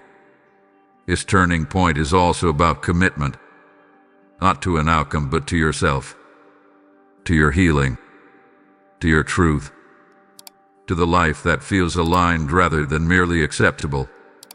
You do not need to declare this commitment out loud. It is made quietly through attention and intention. Stay with me until the end, my child. Do not step away now. What remains will help you understand how to live from this new place of awareness without slipping back into old habits. You are not meant to receive this partially. Let it complete its work in you. If these words are resonating deeply, if you feel a sense of clarity or peace you did not have before, honor that moment. And if this message is helping you recognize your own turning point, bless it with a like. Not out of routine, but as an acknowledgement that something meaningful is happening for you. If you know someone who feels stuck, overwhelmed, or on the edge of change, consider sharing this message with them. You may be offering them a moment of clarity they have been quietly asking for. And if you wish to continue walking through messages like this, messages that ground you in truth and remind you of who you are becoming, stay connected. Subscribe so you do not miss the encouragement meant to meet you in future moments of transition. My child, turning points are sacred because they are rare. They are the moments when insight becomes direction, when awareness becomes movement. You are here because you were ready to be here. Nothing has gone wrong. Nothing hath been wasted. Remain present. Let this moment mark you gently, but firmly. From here forward, you will notice that you respond differently. You choose differently. You speak to yourself differently. These are not small changes. They are signs that the shift has begun. Listen closely. This is not just another message. This is a moment of alignment. And staying with it all the way through will help you carry its clarity into everything that comes next. My beloved child, there are wounds you have carried that never had words. Feelings you learned to swallow because you did not know how to explain them, or because you believed no one would understand. These unnamed pains shaped you quietly, influencing how you trust, how you love, how you protect yourself. And now, I am healing what you could not name. Not all pain arrives with a clear story. Some of it lives in the body as tension, in the mind as constant alertness, in the heart as guardedness. You may have sensed it as unease without a reason, sadness without a memory, fear without a clear cause. These are not flaws in you. They are echoes of moments when you had to adapt quickly to survive. You learned how to move forward without processing everything. That ability kept you functioning, but it also asked parts of you to remain silent. Those parts did not disappear. They waited. And now, in this quieter, safer season, they are asking to be tended to. Healing does not always begin with understanding. Sometimes it begins with permission. Permission to feel without explanation. Permission to rest without justification. Permission to be gentle with yourself without needing a reason. These permissions open the door for healing that logic alone cannot reach. You may notice emotions rising unexpectedly. A wave of sadness, irritation, or vulnerability that seems out of proportion to the moment. This is not regression. It is release. When the nervous system senses safety, it begins to let go of what it has been holding. This process can feel unfamiliar, even unsettling, but it is a sign of restoration. I am not forcing anything to the surface before you are ready. Healing unfolds at the pace of trust. Each time you choose presence over avoidance, something softens. Each time you breathe through discomfort instead of pushing it away, something loosens. You are participating in your own healing simply by staying. You may want clear answers. You may want to know exactly what happened, why you feel the way you do, how long this process will take. But not everything needs to be named to be healed. Some wounds respond best to safety, consistency, and compassion. I am healing the places where you learn to brace yourself, where you learn to expect disappointment, where you learn to stay alert even when nothing was wrong. These patterns were not chosen. They were learned. And what is learned can be gently unlearned. There are layers within you that have never been touched by kindness. not because you did not deserve it, but because you did not know how to offer it to yourself. Now, as you listen, as you allow yourself to be seen without judgment, those layers are being reached. Healing does not erase memory, and changes your relationship to it. What once triggered you begins to lose its charge. What once overwhelmed you becomes manageable. You begin to notice space where there was only tension. This is the work happening quietly within you now. You may find yourself responding differently to situations that once drained you. You pause instead of reacting. You breathe instead of bracing. You choose softness where you once chose defense. These are signs that healing is taking root. Be patient with this process. There may be days when you feel lighter, and days when you feel tender. Healing is not a straight path. It moves in waves. Each wave brings you closer to balance, even when it feels repetitive. I want you to know that nothing within you is too broken, too messy, or too complicated to be healed. What you could not name did not remain invisible to me. I have always seen it, and I have always been working toward this moment of release. You do not need to analyze yourself endlessly. You do not need to dig through every memory. Simply continue to show up with honesty.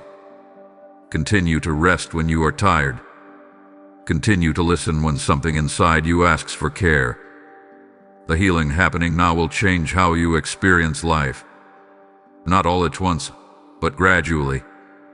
You will notice more ease in your body, more clarity in your mind, more openness in your heart. These changes may be subtle, but they are real. Trust this process, my child. You are not losing control. You are gaining freedom. You are not falling apart. You are coming together in a way that feels truer and more sustainable than before. I am healing what you could not name, and I am doing it with patience, tenderness, and precision. Nothing is being rushed. Nothing is being forced. And nothing about you is beyond restoration. My beloved child, I want you to understand something that reaches deeper than circumstance or comparison. You were chosen for this season. Not because you are perfect. Not because you have everything figured out. But because you are prepared in ways you may not fully recognize yet. This moment in your life is not a mistake, and your presence here is not accidental. You may look around and wonder why things are unfolding the way they are, why certain responsibilities rest on you, why certain challenges seem to have found you, why you feel called to grow when others appear content to remain where they are. These questions do not mean you are misplaced. They mean you are positioned. Being chosen does not always feel like privilege. Often, it feels like pressure before it feels like purpose. It can feel lonely. It can feel heavy. It can feel like you are carrying awareness that others do not see or understand. But awareness is not a burden when it is aligned with meaning. This season is asking something specific of you. Not perfection. Not constant productivity. It is asking for presence, for honesty, for courage to remain open when it would be easier to close. You have been learning these things quietly, through experience rather than instruction. You were chosen for this season because you have developed the capacity to hold complexity. You can sit with unanswered questions without falling apart. You can feel deeply without losing yourself. You can listen to truth even when it challenges old patterns. These are not common capacities. They have been formed through patience and perseverance. You may doubt yourself when you see how much there is to navigate. But doubt does not disqualify you. It keeps you humble. It keeps you listening. It keeps you connected to something greater than your own certainty. Confidence without humility fractures. Humility with trust steadies. You were chosen for this season not to prove your worth, but to express it. to live in alignment with what you have learned, to model honesty and self-respect in quiet ways, to choose integrity even when no one is watching. These choices ripple outward more than you know. Do not measure your calling by visibility. Some of the most meaningful work happens unseen. Some of the deepest influence comes through how you show up consistently, kindly, and truthfully. You are impacting more than you realize simply by being who you are in this moment. This season may require you to let go of illusions. Illusions about how life should look by now, about how fast healing should happen, about how others should respond to your growth. Letting go of these illusions can feel like loss, but it is actually liberation. It frees you to live the life that is actually yours. You were chosen for this season because you can handle the truth of where you are without escaping it. You can acknowledge what hurts without being consumed by it. You can accept responsibility without taking on blame that is not yours. This balance is rare, and it matters. There may be moments when you wish someone else could carry this awareness instead of you. When you wish things were simpler. When you wish you could go back to a time when you knew less and felt less. Those wishes do not make you weak. They make you human. But you cannot unsee what you now see. And that seeing is part of your purpose. This season is not about rushing toward a future version of yourself. It is about inhabiting the present one fully. The growth happening now is foundational. It will support whatever comes next. Skipping it would weaken what you are building. You were chosen for this season because you have learned how to pause instead of react, how to listen instead of assume, how to respond from truth instead of fear. These skills will serve you far beyond this moment. They are shaping your life in ways you will recognize later. Do not envy those who seem untroubled by the questions you carry. Depth comes with weight, but it also comes with richness. You are not meant for a shallow life. You are meant for one that is honest, meaningful, and anchored. I want you to release the idea that being chosen means being singled out for hardship. It means being trusted with growth. It means being entrusted with insight. It means being capable of walking through this season with integrity. You are not here by chance. You are not here too early or too late. You are here because the version of you that exists now is exactly the one needed for this moment. Let it has grown. Stand where you are without apology. Let this season shape you without hardening you. You were chosen not to carry this alone, but to walk through it with awareness, courage, and grace. Trust that what you are being asked to hold now is shaping you for what you will hold later. And trust that you are not only capable of this season, you are meant for it. My beloved child, surrender is often misunderstood. You may have thought it meant giving up, losing control, or admitting defeat. That misunderstanding may have made you resist it for a long time. But surrender is not collapse.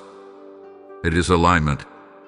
It is the moment when you stop fighting what is and begin cooperating with what is becoming. You have already taken the hardest step. You loosened your grip. You stopped forcing answers. You allowed yourself to say, even quietly, I cannot carry this the way I have been. That was not weakness. That was wisdom. And now, you may wonder what comes after surrender. What comes after surrender is clarity. Not all at once, and not always in words but in direction. When you stop exhausting yourself trying to control every outcome, your energy returns. And with that energy comes perception. You begin to see what matters and what does not. You begin to sense where your effort is needed and where it is wasted. After surrender, you stop living in constant resistance. Resistance drains you. It keeps you tense, vigilant, and restless. Surrender softens that tension. It allows life to move again. not chaotically, but naturally, like water finding its way forward once the obstruction is removed. What comes after surrender is peace that does not depend on circumstances. This peace is different from relief. Relief comes when a problem ends. Peace comes when you stop making the problem the center of your identity. You have been learning this slowly. You are no longer defined by what you are struggling with. You are defined by how you are responding. After surrender, your decisions begin to change. You no longer decide from panic or pressure. You decide from presence. You ask different questions. Not how do I make this work no matter the cost, but is this aligned with who I am becoming? That single shift reshapes your entire life. You may notice that some things fall away after surrender. Relationships that relied on you overextending. Patterns that thrived on your self-neglect. Expectations that were never realistic. Letting these things go may feel uncomfortable, but it creates space. Space is necessary for anything new to enter. What comes after surrender is trust, but not blind trust. It is earned trust. Trust built from experience. You have seen what happens when you push past your limits. You have felt the cost of ignoring your inner knowing. And now, you begin trusting yourself to listen, to pause, to adjust. That trust steadies you. After surrender, you no longer confuse control with safety. You begin to understand that safety comes from awareness, not domination. You can respond to life without gripping it tightly. You can move forward without demanding certainty. This flexibility makes you resilient in a deeper way. You may still face challenges. Surrender does not remove difficulty. It changes how you meet it. Instead of bracing, you breathe. Instead of rushing, you listen. Instead of spiraling, you ground yourself in what is true right now. These responses protect your peace. What comes after surrender is a quieter strength. You do not need to prove anything. You do not need to justify your pace. You trust that what is meant for you will meet you as you are, not as you perform. That trust allows you to rest without guilt. You also begin to receive more. When your hands are no longer clenched, they are open. Open to support. Open to insight. Open to joy that does not need to be earned through exhaustion. You were never meant to survive on effort alone. You were meant to be sustained by connection. After surrender, your relationships begin to shift. You show up more honestly. You set clear boundaries. You listen without losing yourself. You give without depletion.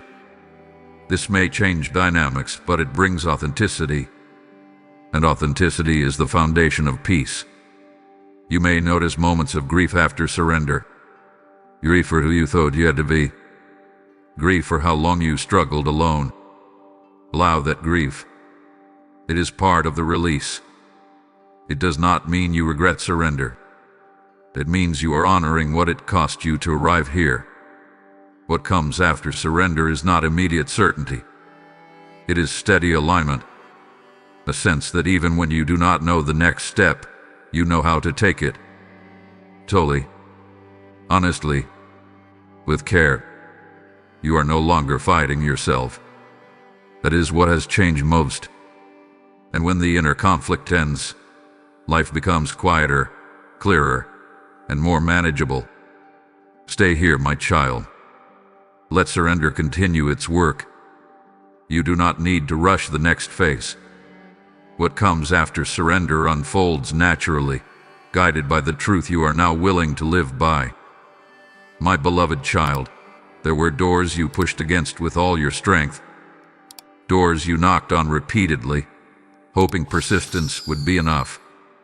You wondered what you were doing wrong when they would not open. You questioned your effort, your worth, your timing. But some doors do not respond to force. They respond to alignment. And now, I am opening doors you could not open. Not every closed door was a rejection. Some were protection. Some were redirection. Some required a version of you that had not yet formed. You were not being tested. You were being prepared. What you are stepping into now requires clarity, discernment, and self-trust. Those things were built in the waiting. The doors opening now may not look like what you imagined. They may not arrive with instant recognition or dramatic change. They may appear as conversations, opportunities, or inner shifts that invite you forward gently. Do not dismiss them because they are subtle. Quiet openings often lead to the most sustainable paths. I am opening doors in your understanding first. You are seeing situation differently. You are recognizing when something aligns and when it does not. This discernment is a doorway itself. It allows you to choose with intention rather than impulse. I am also opening doors in your relationships. You may notice a deepening with those who respect your boundaries and understand your growth. You may also notice a natural distancing from those who cannot meet you where you are. This is not loss. It is alignment. Every relationship that shifts makes room for healthier connection. There are doors opening in how you relate to yourself. You are learning to speak with kindness instead of criticism. You are listening to your needs instead of dismissing them. This internal shift changes everything. When you treat yourself with respect, you stop settling for less than you deserve. You could not open these doors before because you were still trying to earn your way through them. You believed effort alone was the key. But some doors open when you stop proving and start trusting. When you release the need to convince and allow truth to speak for itself. There may be moments when you hesitate at these openings. New doors can feel intimidating, especially when you have learned to expect disappointment. Pause if you need to. Look around. Notice that you are not being rushed. You are being invited. What is opening now will not require you to abandon yourself. It will not demand constant sacrifice or self-erasure. The doors meant for you will allow you to bring your whole self with you. They will feel challenging but not draining, stretching but not depleting. You may still encounter closed doors. That does not mean the process has stopped. Discernment continues. Every door does not need to open. What matters is that the right ones do, and you will recognize them by the peace that accompanies the invitation.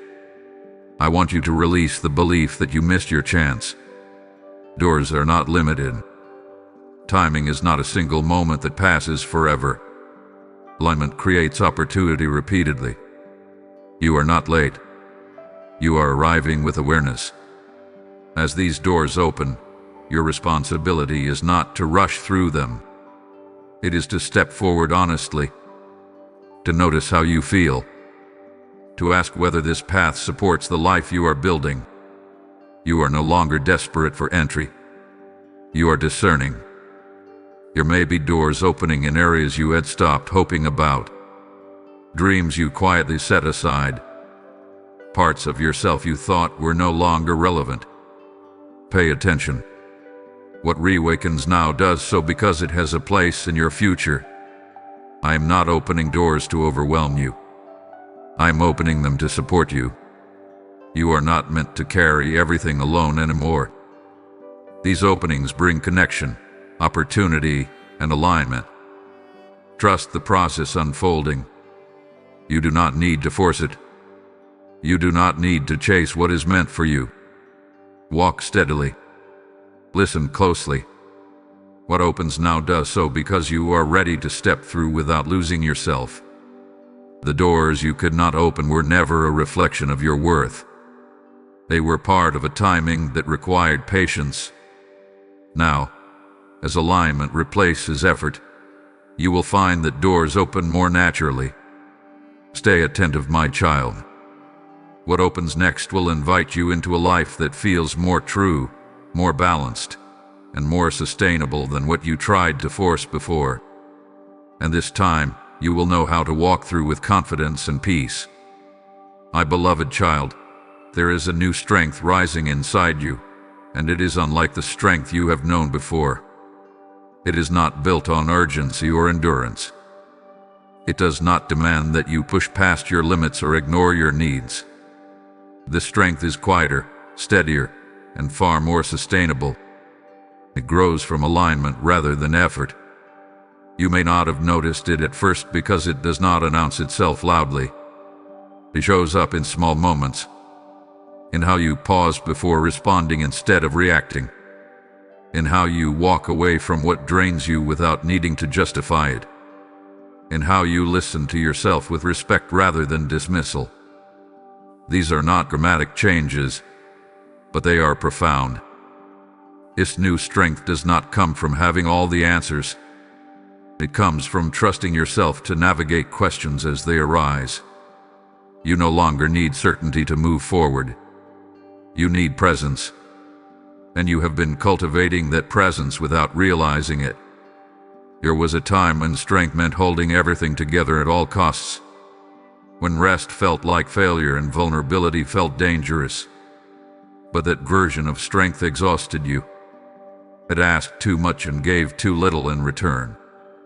What is rising now does not require constant sacrifice. It honors balance. You are learning that strength can look like saying no, like choosing rest, like asking for help without shame. These actions do not weaken you. They preserve you. They allow you to show up fully where it matters instead of partially everywhere. And notice how your body responds when you choose alignment. The tension eases. Your breath deepens. Your mind clears. This is not coincidence. It is feedback. Your system recognizes when you are living in truth. The strength rising now also brings clarity. You see situations for what they are, not what you wish they were. This clarity allows you to make choices that support your peace. You are no longer willing to negotiate your well-being for temporary comfort. You may still encounter moments of doubt. That does not mean this strength is fragile. It means you are human. What is different now is that doubt no longer defines your direction. It informs it. You listen, evaluate, and move forward with care. This new strength is patient. It does not rush you toward outcomes. It trusts the process. It understands that growth unfolds over time. Patience was once something you struggled with because you felt pressured to arrive somewhere quickly. And now, patience feels more natural because you are no longer running from yourself. You are also becoming more resilient in a grounded way. Setbacks no longer derail you completely. They still matter, but they do not shatter your sense of self. You recover more quickly. You learn without self-attack. This resilience is built from self-respect. The strength rising inside you allows you to hold complexity. You can feel conflicting emotions without needing to resolve them immediately. You can love someone and still set boundaries. You can hope and still be realistic.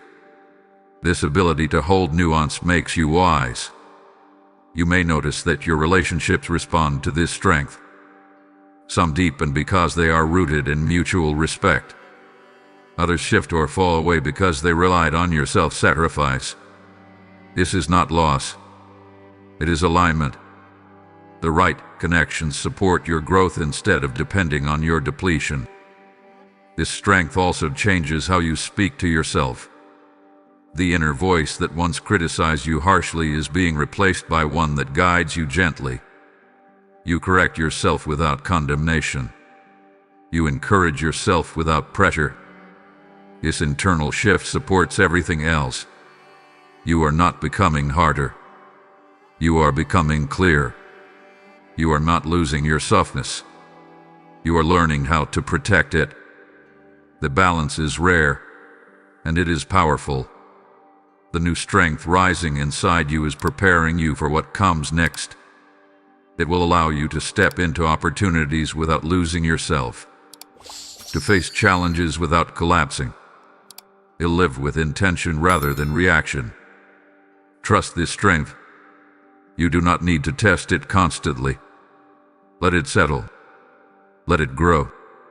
You have already done the work that allows it to exist. This strength will carry you forward, not by force, but by truth.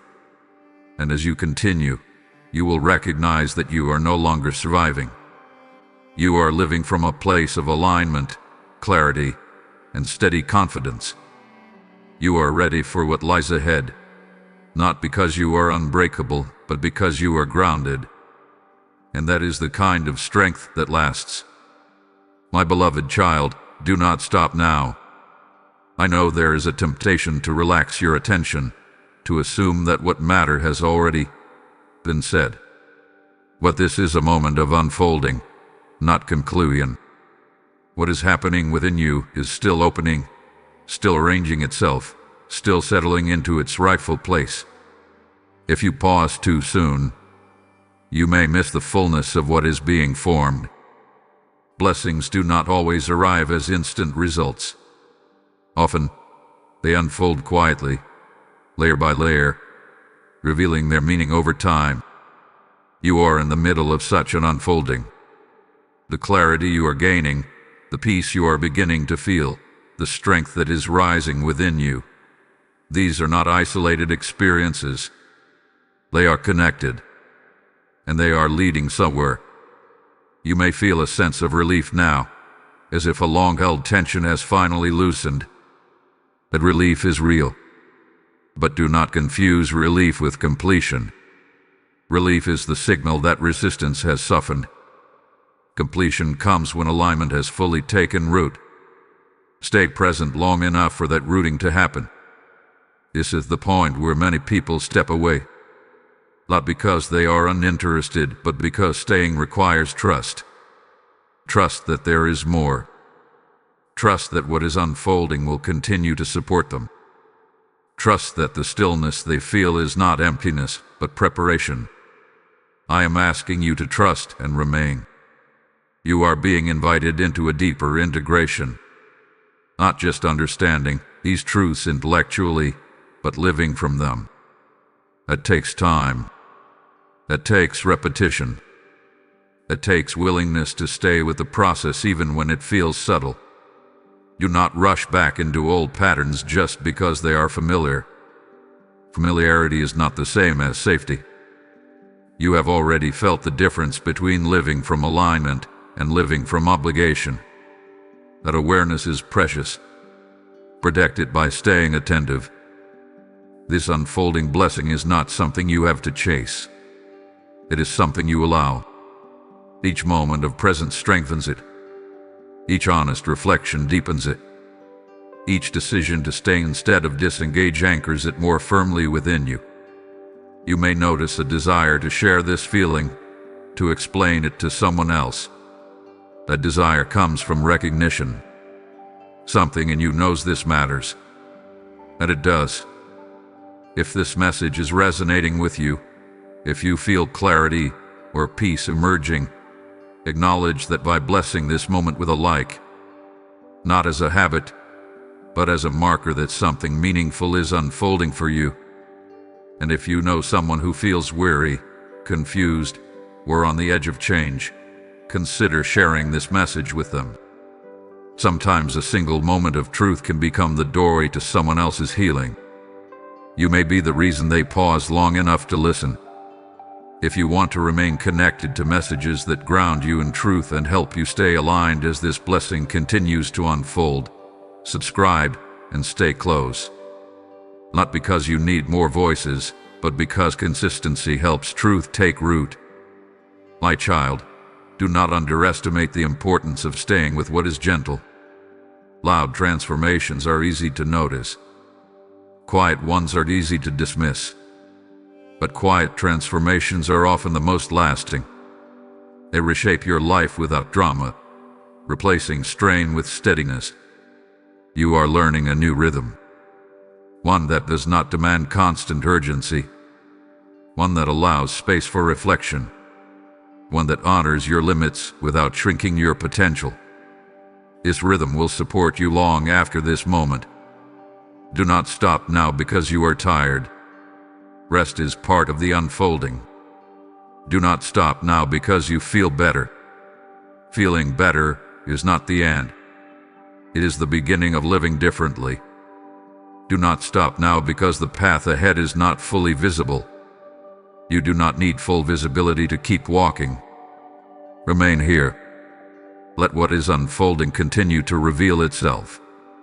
There is more clarity ahead, more reassurance, more grounding, and each step you take by staying present strengthens what is already taking shape. This blessing is not fragile. It does not disappear if you look away for a moment, but it grows stronger when you stay engaged. Stay long enough to let it settle into how you think, how you choose, how you live. You are not on the edge of something fleeting. You are in the middle of something formative. And if you keep listening, keep allowing, keep staying, you will look back and recognize this as the moment when things truly began to change. My beloved child, I want you to hear this without fear and without grief. You are no longer who you were. This is not a loss. It is a truth. And it is one that deserves to be honored, not resisted. You have crossed an inner line that cannot be uncrossed. Even if you tried to return to old ways of thinking, old ways of living, something inside you would not allow it. That is because growth has already taken place. There was a version of you that survived by adapting. That version learned how to endure discomfort, how to tolerate misalignment, how to keep going even when something felt wrong. That hurry and serve an important purpose. That kept you moving. That kept you alive in seasons that required resilience more than reflection. Well, that version was never meant to be permanent. You may feel a strange mix of relief and sadness as you recognize this change. Relief, because you no longer have to force yourself into spaces that drain you. Sadness, because letting go of who you were can feel like saying goodbye to a familiar companion. Both feelings are valid. Transformation often carries both gratitude and grief. You are no longer the person who ignores inner signals to keep others comfortable. You are no longer the person who explains away your own exhaustion. You are no longer the person who believes your worth is proven by how much you can endure. These beliefs once helped you cope. Now they limit you, and that is why they are falling away. You may notice that situations you once tolerated now feel unbearable. Conversations that once felt normal now feel heavy. Expectations you once accepted now feel intrusive. This is not because you have become difficult. It is because your nervous system, your heart, and your values have changed. You are responding to life from a more honest place. There may be people who struggle to recognize you in this new way. They may reference who you used to be. They may expect the old responses, the old availability, the old self-sacrifice. When this happens, you may feel tempted to perform your old role again just to keep the peace. But that peace would be temporary, and the cost would be your truth. You are not obligated to remain who you were to make others comfortable. Growth does not require permission. It requires integrity. And integrity often means disappointing expectations that no longer align with who you are becoming. You are also no longer the person who rushes decisions out of fear. You are learning to pause, to feel, to listen. This may slow you down in ways that feel unfamiliar. But slower does not mean weaker. It means more intentional. You are choosing quality over urgency. You may find yourself questioning goals you once chased passionately. Not because you failed to reach them, but because you have changed. What once mattered may no longer resonate. This does not mean you were wrong before. It means you are different now. Desire evolves as understanding deepens. Do not pressure yourself to fully define who you are becoming. Identity is not something you finalize. It is something you inhabit. Right now, you are inhabiting honesty, discernment, and self-respect more fully than ever before. Let that be enough. You are no longer living from survival alone. You are beginning to live from alignment. Survival asks, how do I get through this? Alignment asks, does this honor who I am? That question changes everything, and changes your relationships. It changes your work. It changes how you treat yourself. You may feel moments of uncertainty as your old identity loosens. When you are no longer who you were but not yet fully comfortable with who you are becoming, there can be a sense of in-between. This space is not emptiness. It is transition. Be gentle with yourself here. You do not need to rush into a new label or role. What matters is that you are no longer betraying yourself to belong. You are no longer silencing your truth to maintain familiarity. You are no longer shrinking to fit into spaces that have not grown with you. These changes are quiet, but they are powerful. I want you to stop measuring your growth by external markers alone. Growth is evident in how you respond to stress, how you set boundaries, how you speak to yourself when no one else is listening. In these places, you have changed profoundly. Honor who you were without returning to that version. Thank that version for carrying you through what it could. Then allow it to rest. You do not need to keep surviving the same lessons. You are no longer who you were, and that is not something to fear. It is something to trust. The person you are becoming is more rooted, more aware, and more capable of peace than ever before. Let yourself move forward without dragging old identities behind you. They have served their purpose. You are stepping into a life that requires a different posture, a different rhythm, a different kind of strength. And that life is not asking you to be someone new.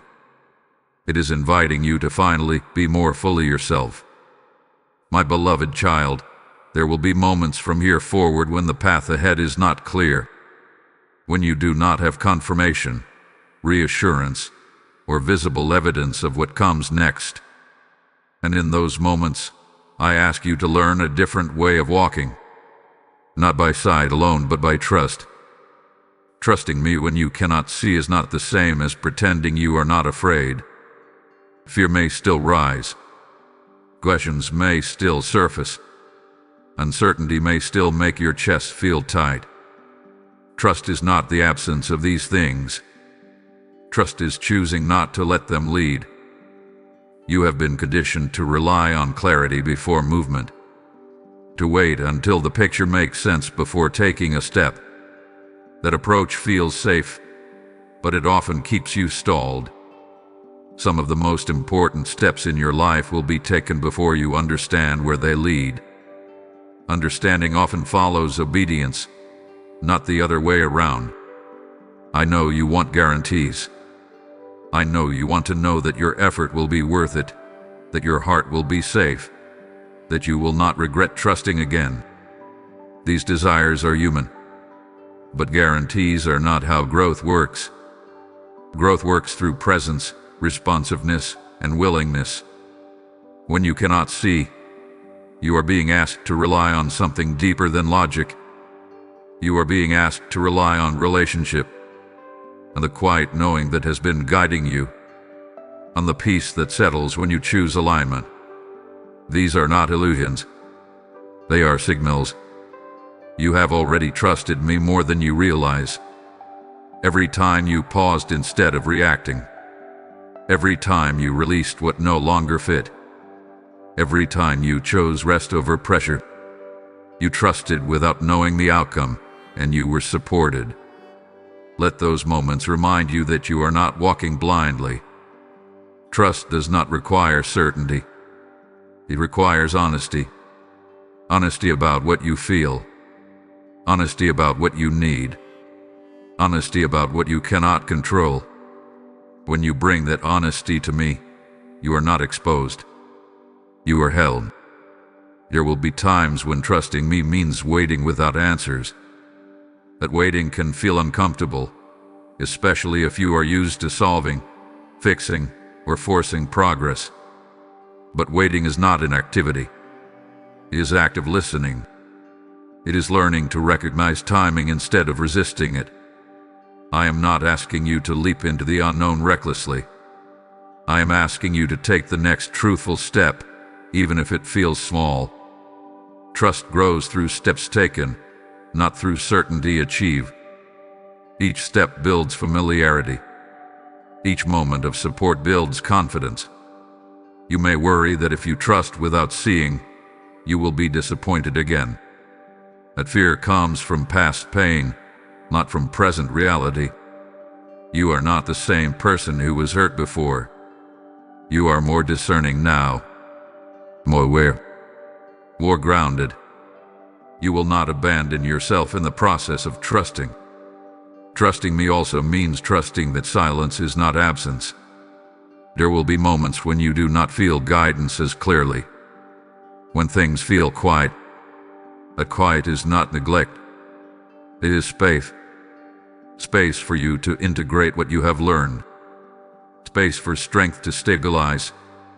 You do not need constant reassurance to be supported. You are learning to stand in steadiness, not dependency.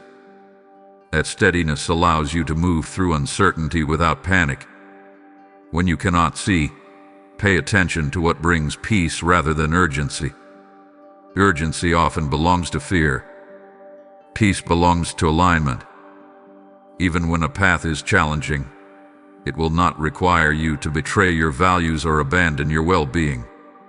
You may encounter voices that urge you to return to what is familiar simply because it is known. Familiarity is seductive when vision is limited. But familiar does not mean faithful.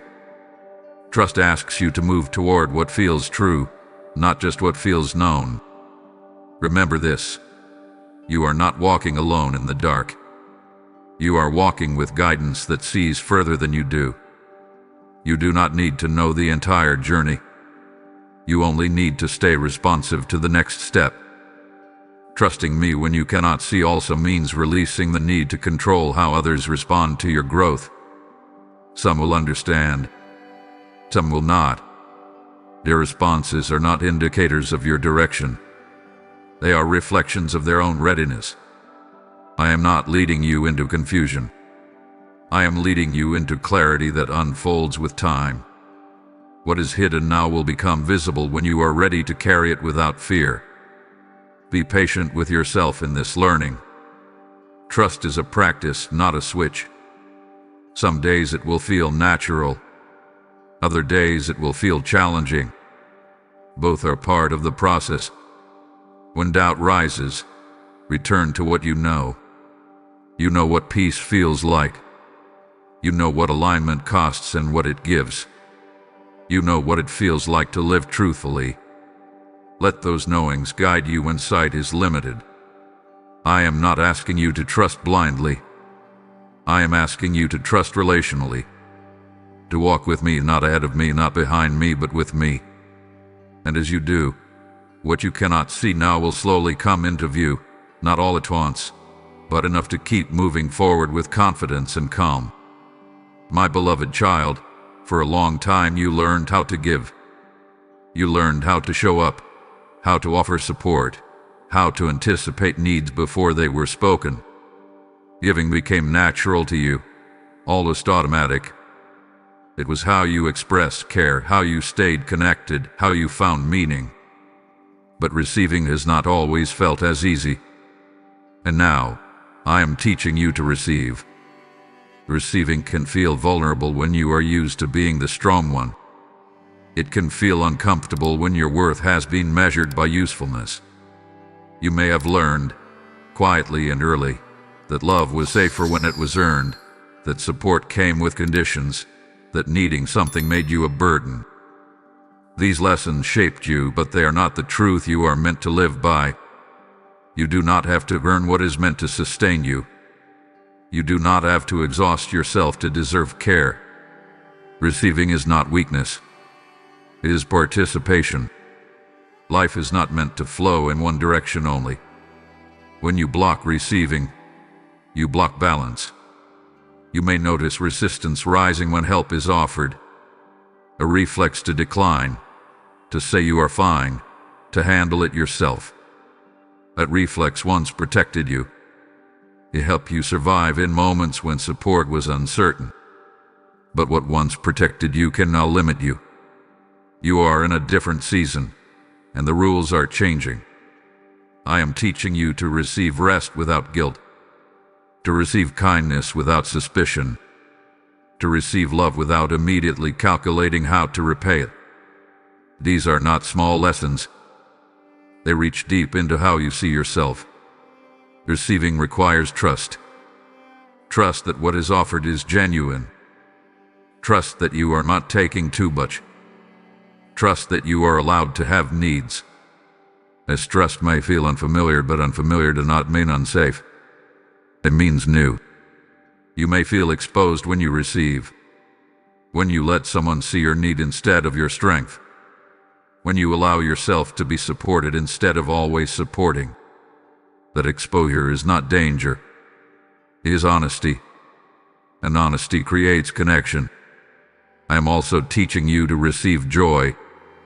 You have learned how to be cautious with joy, how to brace for disappointment even in good moments. You told yourself not to hope too much, not to celebrate too soon. But joy does not need permission to exist. It does not judge what comes next. It nourishes you for whatever comes. Receiving joy does not mean denying pain. It means allowing both to coexist. You are capable of holding complexity now. You can feel gratitude without pretending everything is perfect. You can feel happiness without fearing it will disappear the moment you notice it.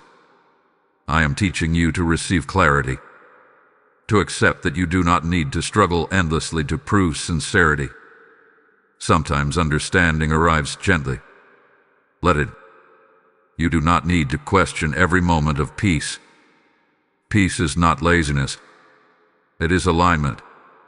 You may also be learning to receive boundaries. Boundaries are not walls against love. They are structures that allow love to remain healthy.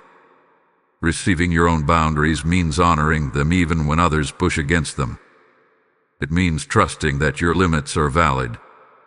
When you receive, you interrupt old cycles. Cycles of overextension.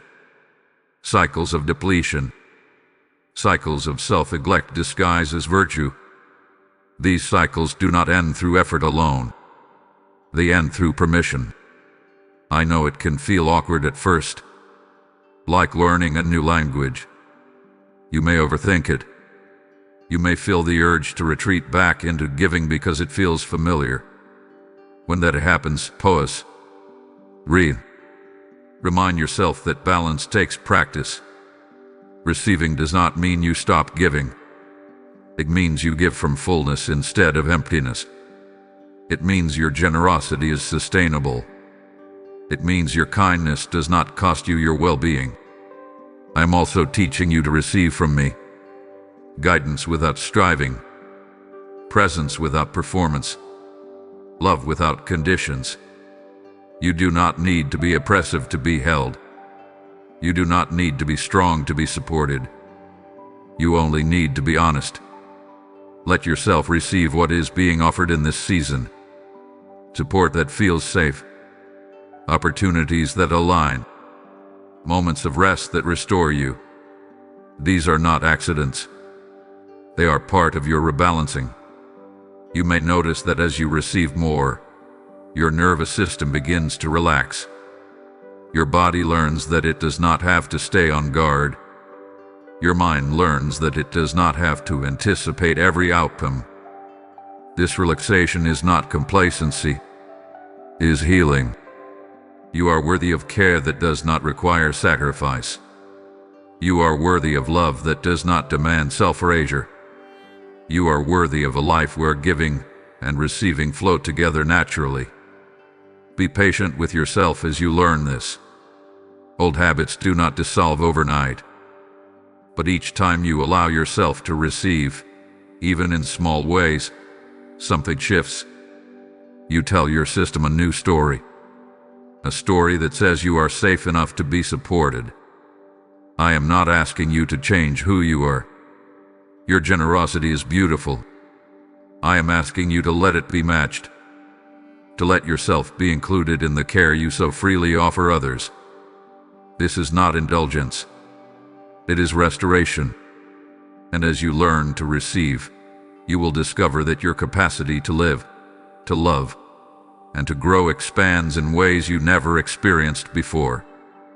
My beloved child, the peace you are beginning to feel is not temporary. It is not a break between storms. It is not something you must guard anxiously, afraid it will disappear the moment life becomes difficult. This peace is becoming your new foundation. And a foundation is not built for decoration. It is built to carry weight. For a long time, your life was built on urgency, on reaction, on the need to stay alert, prepared, and resilient. That foundation kept you moving, but it also kept you tense. It required constant effort to maintain.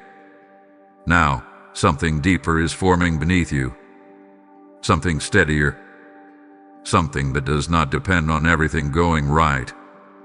This peace does not mean you will never face challenges. It means challenges will no longer define you. They will no longer consume your inner world. You will meet them from a grounded place instead of a reactive one. That shift changes how you experience everything. You may notice that your thoughts are quieter than they used to be.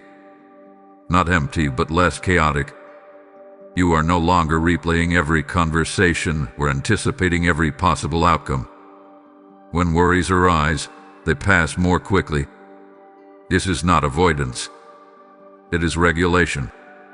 Your system is learning that it does not need to stay on high alert. Peace as a foundation allows you to respond instead of react. Reaction comes from fear and habit. Response comes from awareness. You are developing that awareness now. You pause. You breathe. You choose. These pauses may feel small, but they are transformative. This peace also changes how you relate to time. You no longer feel the same pressure to rush or to prove. You understand that growth unfolds in stages. You are less concerned with keeping up and more concerned with staying aligned. That understanding frees you from unnecessary stress. You may find that some things lose their grip on you. Drama that once pulled you in now feels distant. Expectations that once controlled you now feel negotiable. This is not detachment. It is discernment. You are learning what deserves your energy and what does not. Peace as a foundation does not numb your emotions. It makes space for them. You can feel sadness without being overwhelmed.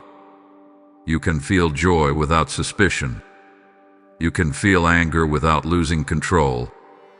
Emotions become information, not threats. You may still encounter moments of discomfort. Peace does not eliminate discomfort. It gives you the capacity to sit with it without panicking. This capacity is strength. It allows you to move through life with steadiness rather than force. This peace is also teaching you to trust your own rhythm. You no longer measure yourself by constant output. You recognize when to act and when to rest. You honor cycles instead of fighting them. This rhythm supports sustainability. You may notice that your relationships respond to this peace. Some become calmer. Others reveal tension that was always there. Peace does not create conflict. It reveals what is already misaligned. This revelation is not punishment. It is clarity. Building on peace means you no longer choose chaos just because it feels familiar. You recognize that intensity is not the same as depth. You are drawn to what feels nourishing rather than draining. This shift protects your well-being. This peace also anchors your decisions. You ask different questions now. Not will this impress, but will this support my peace? That question simplifies your choices and guides you away from what costs too much and toward what fits. You may worry that peace will make you complacent. It will not. Peace makes you clear. Clarity fuels purposeful action. You are not slowing down because you care less. You are slowing down because you care more about living well. There will be days when this peace feels challenged. Old patterns may try to reassert themselves. When that happens, return to what grounds you. Breathe. Pause. Remember that peace is not something you have to recreate from scratch. It is already within you. This peace is not fragile. It has been earned through awareness, honesty, and release. It has grown through seasons of questioning and healing. It is resilient because it is rooted in truth. Let this peace become the place you return to again and again. Not as an escape, but as a home. From this foundation, you can build a life that is responsive, intentional, and aligned. You do not need to guard this peace with fear. You protect it by living truthfully, by listening inwardly, by choosing alignment over urgency. This peace is your new foundation, my child. Let it hold you. Let it guide you. Let it remind you that you are no longer surviving. You are living from a place of steadiness and trust. And from this place, whatever you build next will be strong enough to last. My beloved child, there are paths you will not walk again. Not because you are forbidden, not because you are afraid, but because something inside you has changed too deeply to pretend otherwise. You will not return to the old ways, not out of resistance, but out of recognition. You have seen what those ways cost you, and you now know yourself too well to ignore that truth. The old ways were familiar. They had a rhythm you learned to follow. Overgiving, overthinking, overextending, silencing your needs to keep peace, pushing yourself past exhaustion because stopping felt unsafe. These patterns once served a purpose. They help you survive seasons that demanded endurance. But survival is no longer your only goal. You have felt the difference now.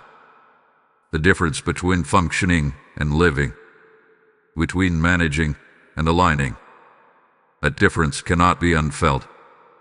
Even if you tried to return to old habits, something within you would resist. Not aggressively, but persistently. A quiet refusal to abandon yourself again. You may notice moments when the old ways try to call you back. When stress rises, when conflict appears, when uncertainty presses in. In those moments, your instinct may reach for what once felt effective. But almost immediately, you will feel the cost. The tightness, the fatigue, the dissonance. That awareness is new, and it is protecting you. You are no longer willing to trade peace for approval. You are no longer willing to sacrifice your well-being to maintain appearances. You are no longer willing to carry responsibilities that were never yours. These decisions may not always be easy, but they are clear. This does not mean you will never struggle again. It means you will struggle differently. With boundaries, with honesty, with compassion for yourself instead of judgment. You will notice misalignment sooner and respond with care rather than denial. You will not return to old ways of speaking to yourself either. The inner voice that once criticized relentlessly is losing its authority. You now recognize how destructive that voice was. When it tries to resurface, you pause. You question it. You choose a kinder truth. This is not indulgence. It is maturity. You will not return to relationships that require you to disappear. Even if there is history, Even if there is familiarity, you now understand that connection should not cost you your sense of self. This understanding may narrow your circle, but it deepens your peace. You may grieve some of what you are leaving behind. Old identities, old roles, old dreams that no longer fit. Grief does not mean you are making the wrong choice. It means you are honoring what once mattered. Let the grief come without letting it pull you backward. You are also learning to recognize when effort becomes self-betrayal. There is a difference between commitment and compulsion, between dedication and depletion. You are choosing commitment that sustains you, not compulsion that drains you. The old ways relied on control, on managing outcomes, on anticipating every possible reaction. The new way relies on trust, on responsiveness, on letting life meet you where you are. This does not make you passive. It makes you present. You may feel moments of temptation to compromise your growth for convenience, when returning to old patterns would feel easier than holding a boundary. In those moments, remember how far you have come. Remember how heavy those patterns felt. Ease that cost your peace is not ease at all. You will not return to living disconnected from your body. You are learning to listen to signals of fatigue, tension, and overwhelm. These signals are not interruptions. They are guidance. Ignoring them no longer feels possible because you know the cost. You will not return to chasing validation as proof of worth. You are learning that worth is inherent, not earned through performance. This realization frees you from endless comparison and self-doubt. You move differently now because you are rooted. Others may notice this change before you fully do. They may comment that you seem calmer, clearer, more grounded. Or they may resist the change because it disrupts old dynamics. Let their reactions be information, not direction. You are not obligated to explain your growth in detail. You are allowed to live it quietly. Consistency will speak louder than words. You will not return to old ways because you cannot unknow what you now know. You know how to pause. You know how to choose alignment. You know how to rest without guilt. You know how to listen inwardly. These knowings are permanent. This does not mean your life will be free of tension. It means tension will no longer define your inner world. You will move through challenges with more steadiness and less self-abandonment. The old ways belonged to a version of you that was learning how to survive. Honor that version. Thank it. Then allow it to step aside. It has done its work. You are not closing yourself off. You are opening yourself up to a way of living that is more honest, more sustainable, and more peaceful. That way of living requires different choices, and you are already making them. You will not return to the old ways, my child, because you have found something truer. And once truth is lived, even imperfectly, there is no real way back. There is only forward, with awareness, integrity, and a deeper sense of peace guiding each step. My beloved child, stay present with me now. Do not drift. Do not rush ahead in your thoughts. What is happening in you at this moment is settling, sealing, becoming rooted in a way that is meant to last. This is not just insight passing through your mind. This is truth being anchored in your spirit. And anchoring requires presence.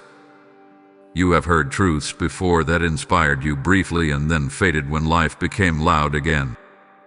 This is different. What is happening now is not meant to evaporate under pressure. It is being sealed within you, strengthened by awareness, repetition, and choice. But sealing does not happen automatically. It happens when you remain.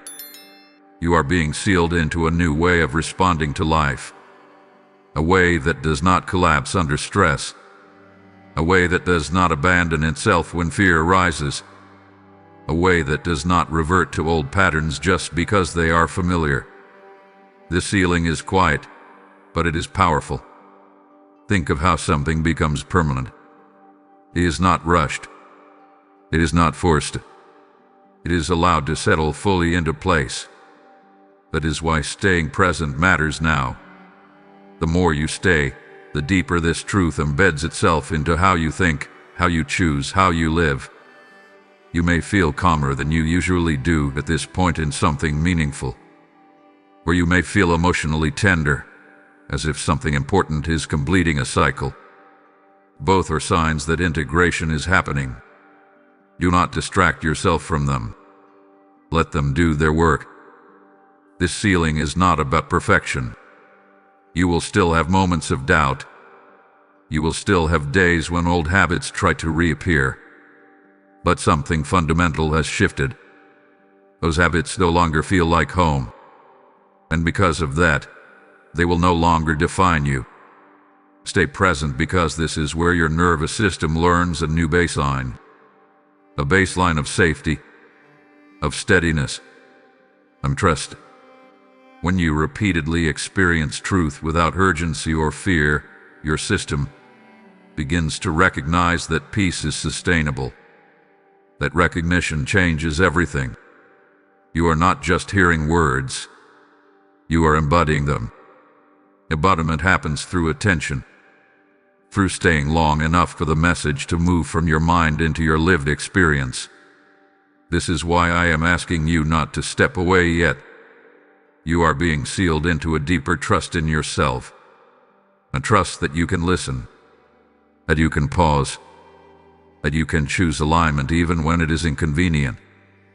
This trust will guide you when no one else is there to advise you. You are also being sealed into a clear sense of identity. Not who you pretend to be, not who others expect you to be, but who you actually are when you are honest and grounded. That clarity will protect you in moments of pressure. Stay present, because completion matters. This is not just a sequence of ideas. It is a journey meant to be experienced as a whole. Leaving before it finishes weakens the seal. Staying allows it to set fully. If you feel something settling in you right now, acknowledge it. Do not rush past it. And if this message has helped you feel clearer, calmer, or more grounded, I invite you to bless it with a like. Not as a routine action, but as a moment of recognition that something meaningful is taking place. If there are others in your life who feel overwhelmed, stuck, or quietly longing for change, consider sharing this message with them. What is sealing in you may be the very encouragement someone else needs to stay present in their own turning point. And if you want to continue receiving guidance that supports this steadiness and reminds you of what has been sealed, subscribe and remain connected. Not because you lack strength, but because reinforcement helps truth remain accessible when life becomes demanding. My child, you are not fragile here. You are forming. And formation requires stillness as much as movement. It requires attention as much as action. What is being sealed now will support you long after this moment. Stay present as this settles into your choices, into your boundaries, into how you speak to yourself, into how you respond when life challenges you. This ceiling is not something you will need to recreate. It is something you will return to. You may not remember every word later. That is not what matters. What matters is how you feel differently, how you pause where you once rushed, how you breathe where you once braced, how you trust where you once doubted. These are the signs of sealing. Remain here just a little longer. Let the last layers settle. You are not waiting for something external. You are allowing something internal to become stable. This is a sacred pause. Honor it. Stay present. You are being sealed into a life that is calmer, truer, and more aligned than the one you are leaving behind. My beloved child, what you are experiencing now is not an ending. It is preparation. Quiet, intentional preparation for what comes next. Even if you cannot yet see the shape of it, even if you do not have language for it, something is being arranged within you with great care. Preparation often feels like stillness before movement, like consolidation before expansion. You may have expected preparation to feel active, demanding, or dramatic. But true preparation often feels subtle. It feels like clarity settling, like values becoming firmer, like distractions losing their appeal. These changes are not accidents. They are signs that you are being readied. I am preparing you by refining your discernment. You are learning to recognize what aligns with your peace and what disrupts it. This discernment will guide you when choices become more complex. It will help you navigate opportunities without losing yourself. It will protect you from returning to patterns that once drained you. I'm also preparing you by strengthening your patience. Not passive patience, but grounded patience. The kind that knows when to act and when to wait. The kind that does not panic when outcomes are delayed. This patience will keep you steady when the path ahead requires consistency rather than speed. You are being prepared through rest as much as through reflection. Rest is not a pause in growth. It is where growth integrates. Your nervous system is learning a new rhythm, one that supports sustainability instead of constant urgency. This rhythm will allow you to hold more responsibility without being overwhelmed. You may feel moments of anticipation mixed with uncertainty, a sense that something is coming, paired with not knowing exactly what it is. This is not anxiety. It is readiness. Anticipation arises when capacity has been built and the next step is approaching. I am preparing you by deepening your self-trust. You no longer look outside yourself for every answer. You listen inwardly. You weigh options thoughtfully. You trust your ability to adjust if needed. This self-trust will serve you in environments where external guidance is limited. You are also being prepared relationally.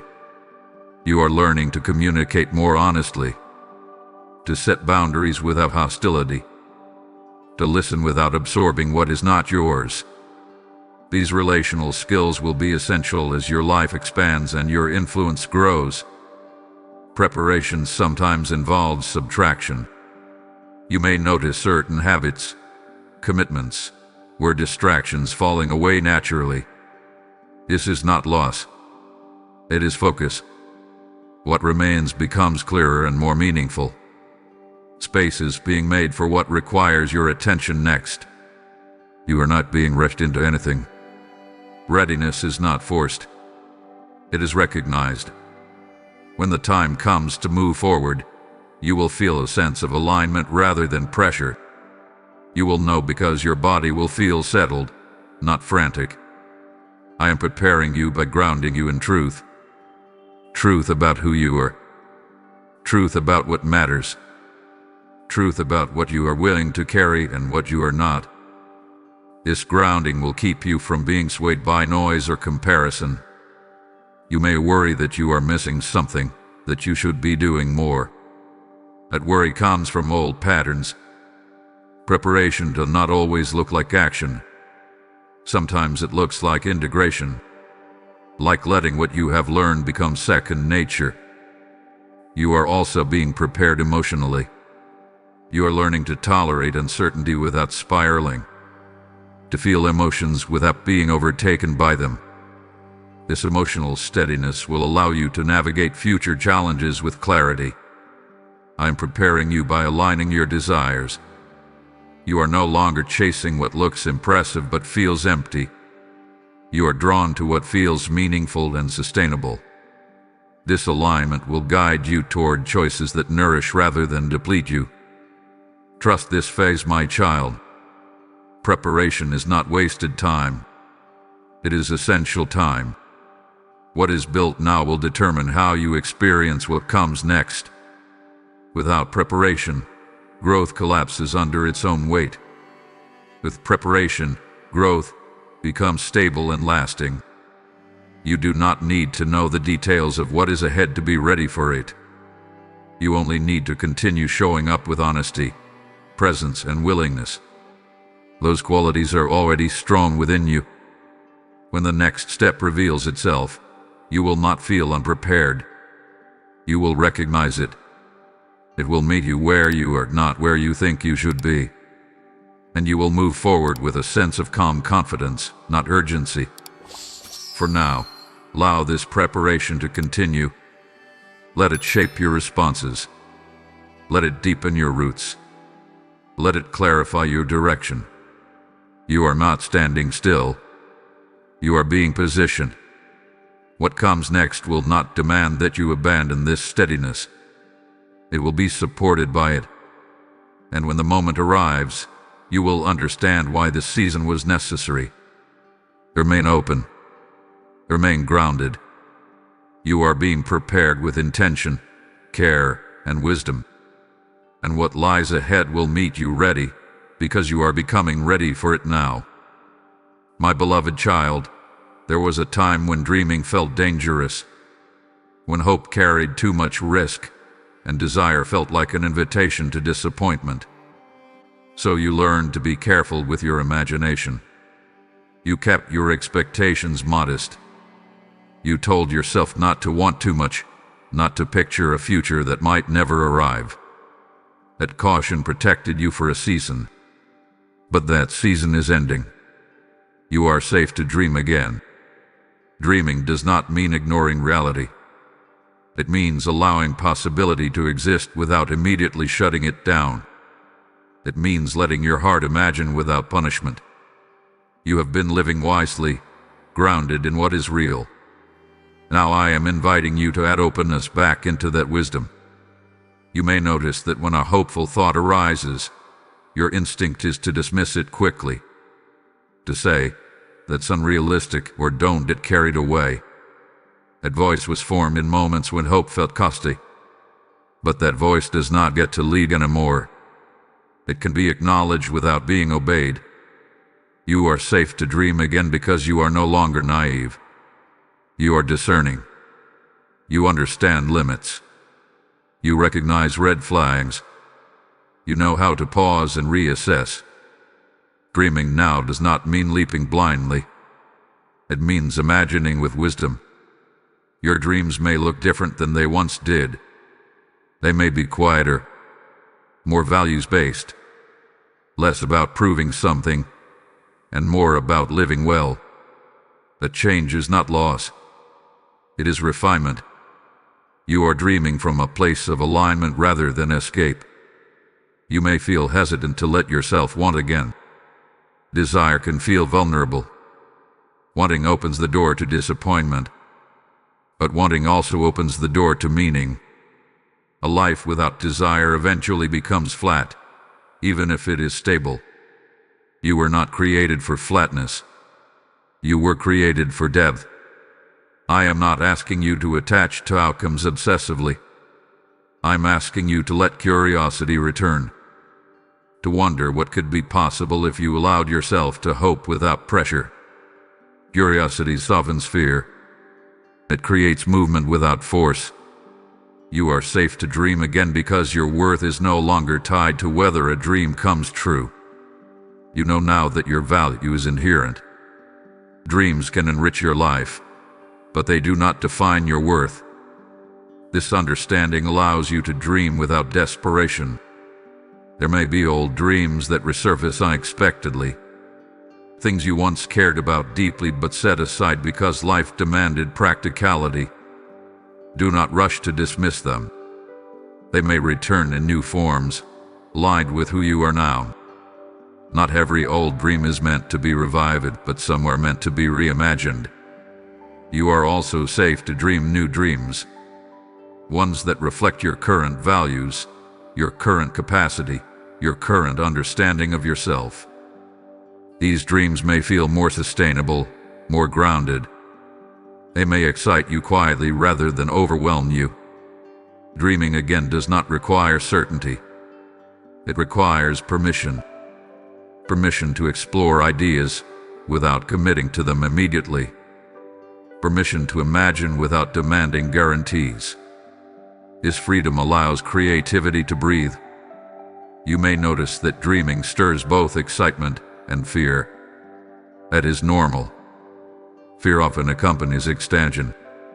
Instead of using fear as a signal to stop, use it as a signal to move gently. Slow down. Stay present. Keep dreaming without rushing. I want you to understand that dreaming is not selfish. It is generative. When you allow yourself to imagine a life that feels meaningful, you become more alive, more engaged, more compassionate. Your vitality affects those around you. You are safe to dream again because you are no longer trying to escape your life. You are seeking to enrich it. Dreams that come from escape create disappointment. Dreams that come from alignment create growth. Do not judge your dreams too quickly. Let them exist. Let them evolve.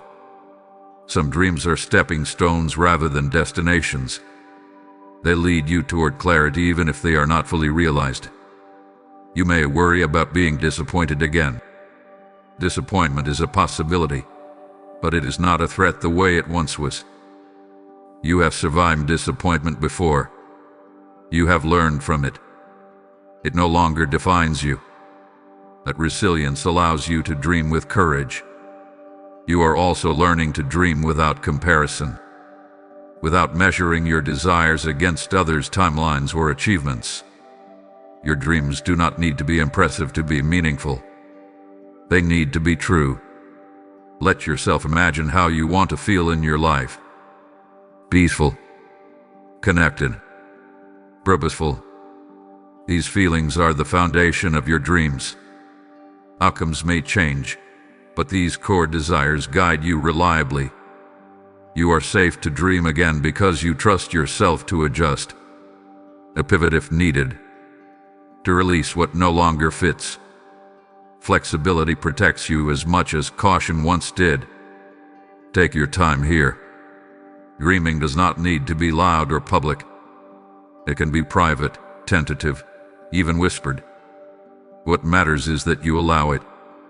I am not placing demands on your future. I'm opening space for possibility. You are not being asked to chase a vision aggressively. You are being invited to let hope re-enter your life gently. Dreams are not promises. They are invitations.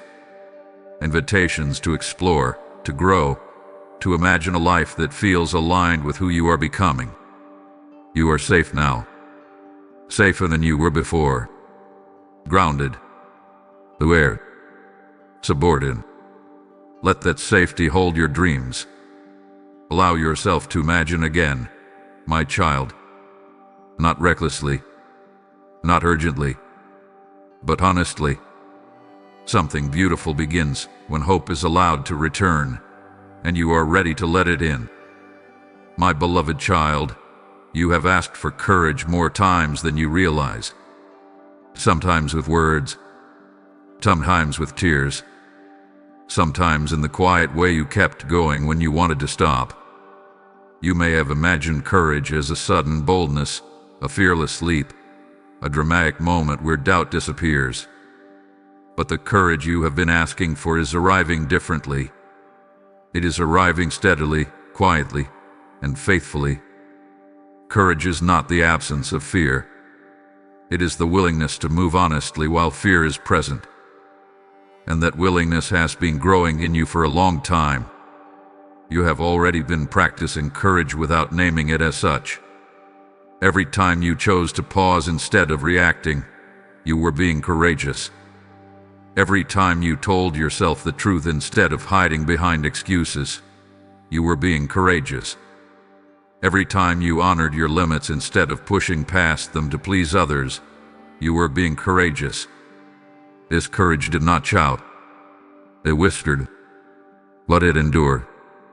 You may feel impatient for courage to feel bigger, louder, more obvious. But true courage often feels ordinary while it is happening. It feels like choosing alignment over familiarity.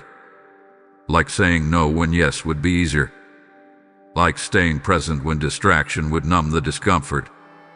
These choices shape your life more than dramatic acts ever could. The courage you are receiving now is rooted in self-trust. You are learning that you can handle discomfort without abandoning yourself. That knowledge makes you brave in a grounded way. You do not need to prove anything. You only need to stay honest. You may still feel fear when you consider what comes next. Fear of making the wrong choice. Fear of being misunderstood. Fear of losing what feels stable. Courage does not erase these fears. It keeps them from controlling you. It allows you to move forward thoughtfully instead of being frozen. This courage is also teaching you restraint. Courage is not always about action. Sometimes it is about waiting, about not rushing into decisions just to escape uncertainty, about allowing clarity to unfold before you commit. This restraint protects you from repeating old patterns. You are becoming courageous enough to disappoint others rather than betray yourself. A shift may feel uncomfortable, especially if you have built identity around being accommodating. But accommodating at the cost of your truth is not kindness.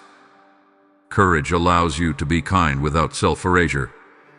You are also learning the courage of vulnerability, of letting yourself be seen without armor, of admitting when you do not know, of asking for support without shame. Vulnerability requires courage because it opens you to connection without guarantees. And you are learning that connection is worth that risk. The courage rising in you is patient. It does not rush you into outcomes. It trusts that each step will reveal the next. This patience keeps you from leaping into situations that do not align. It allows you to choose wisely. You may notice that courage now feels calmer than you expected. Less adrenaline, more steadiness. This is not a lack of passion. It is maturity.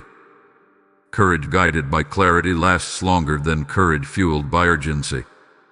I want you to stop waiting to feel fearless before acting. Fearlessness is not the goal. Presence is. When you stay present, you can hear guidance more clearly. You can respond instead of react.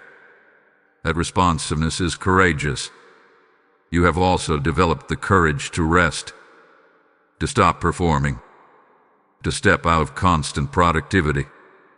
As it takes courage in a world that equates worth with ego. You are choosing a different measure of value, and that choice is brave. The courage you are receiving will support you in conversations you have been avoiding, in boundaries you have been hesitating to set, in opportunities you have been unsure about. You will notice that when the moment comes, you are steadier than you expected.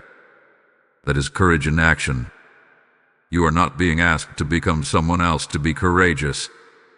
You are being asked to be more fully yourself. Your sensitivity, your thoughtfulness, your depth. These qualities are not obstacles to courage. They shape a courage that is compassionate and wise. You may still have moments of doubt. Doubt does not negate courage. It keeps you reflective.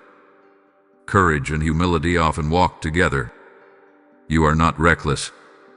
You are intentional. That intention will serve you well. Remember this.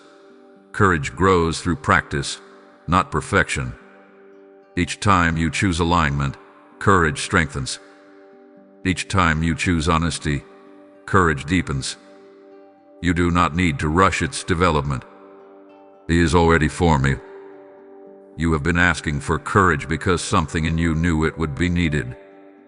And now, it is here. Not as a sudden surge, but as a steady companion. It will not push you faster than you are ready to go. It will walk with you, step by step. Trust this courage, my child. It is not loud, but it is faithful. It will guide you through uncertainty without forcing you to abandon yourself. And as you continue, you will realize that the courage you sought was never far away. It was being formed within you all along. My beloved child, I know how often that thought has visited you. The quiet worry that you are behind, that others have moved ahead while you were still figuring things out, that life should look different by now. I know how heavy the comparison has felt, how it has whispered urgency and regret into your quiet moments. But hear me clearly now, and let this truth settle deep within you. You are not late. You are right on time. Time has not been racing against you. It has been working with you. Every season you walked through shaped you for the next one. Every pause refined you. Every delay taught you something you needed to know before moving forward. If things had happened sooner, you might have arrived unprepared, carrying expectations that would have crushed your peace instead of supporting it. You often measure timing by milestones, by visible achievements, by where you think you should be compared to others. But I measure timing by readiness, by depth, by alignment, by the condition of your heart. And by that measure, you are exactly where you need to be. There were things you wanted earlier that you could not yet sustain. Relationships you were not ready to navigate with clarity. Responsibilities that would have overwhelmed you. Opportunities that required boundaries you had not yet learned how to set. What felt like lameness was actually protection paired with preparation. You have been learning discernment. You have been learning self-respect. You have been learning how to listen inwardly instead of chasing outward validation. These lessons take time. They cannot be rushed without cost. And because you took the time to learn them, what comes next will not destabilize you the way earlier outcomes might have. I know you replay moments in your mind, wondering what would have happened if you had chosen differently, moved faster, spoken sooner. That reflection is human, but it does not tell the whole story. You did the best you could with what you knew at the time. And what you know now is the result of that journey, not evidence that it took too long. You are not late to healing. Healing does not follow a universal schedule. It unfolds at the pace of safety and trust. You could not have healed earlier without bypassing parts of yourself that needed care. You honored those parts by taking the time you needed. You are not late to purpose. Purpose is not a single role or moment. It is an expression of who you are becoming. And you are expressing it now more honestly than ever before. Purpose deepens with maturity. You are not behind. You are grounded. You are not late to love. Love that arrives before self-understanding often becomes sacrifice rather than connection. You are learning how to love without losing yourself. That lesson changes everything about the love you will experience and offer. Comparison has tried to convince you that timelines determine worth. That is not true. Timelines reflect circumstances, not value. The depth of your life cannot be measured by speed. Some lives are meant to be lived with patience, reflection, and intention. Yours is one of them. You may feel a sense of urgency to catch up, to make up for lost time. But rushing now would undo the steadiness you have built. You are not meant to sprint from here. You are meant to walk with clarity. Clarity of less haste. Notice how different you are now compared to who you were even a short time ago. You listen more carefully. You choose more thoughtfully. You recover more quickly. These are signs of maturity, not delay. They indicate that your timing is intentional. There is also a tenderness in you now that did not exist before. A compassion for yourself and others that was shaped by lived experience. This tenderness will guide you in ways ambition alone never could. It will help you build a life that feels meaningful, not just impressive. I want you to release the idea that you are racing against an invisible clock. There is no prize for arriving exhausted. There is no reward for bypassing your own becoming. You are not competing with anyone. You are unfolding in your own way. The opportunities that align with who you are now could not have aligned with who you were before. That is why they are appearing now. Not late. Now, when you can meet them with integrity and steadiness. You are right on time for the clarity you now carry. Right on time for the peace you are learning to protect. Right on time for the courage that has been forming within you. Right on time for the dreams that are beginning to reawaken. Stop apologizing to yourself for the pace of your life. The pace was necessary. It shaped you. It strengthened you. It taught you how to listen instead of rush. That skill will serve you for the rest of your life. There is nothing to catch up to. There is only what is unfolding. And it is unfolding now, in this season, with this version of you. That is not an accident. It is alignment. Stand where you are without shame, without regret, without comparison. You are not late to your life. You are present in it. And presence is the doorway through which everything meaningful enters. Trust the timing that brought you here. It did not fail you. It prepared you. And from this place of readiness, what comes next will feel less like catching up and more like finally arriving. My beloved child, I want you to know this with a certainty that calms your heart. I am walking ahead of you. You are not stepping into the unknown alone. Every place you are moving toward has already been seen, already understood, already prepared for your arrival.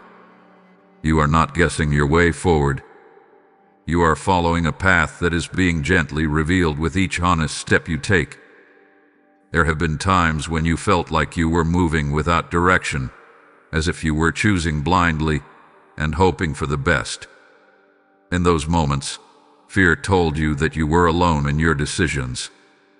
But even then, I was ahead of you, shaping circumstances, softening outcomes, and redirecting what needed to change.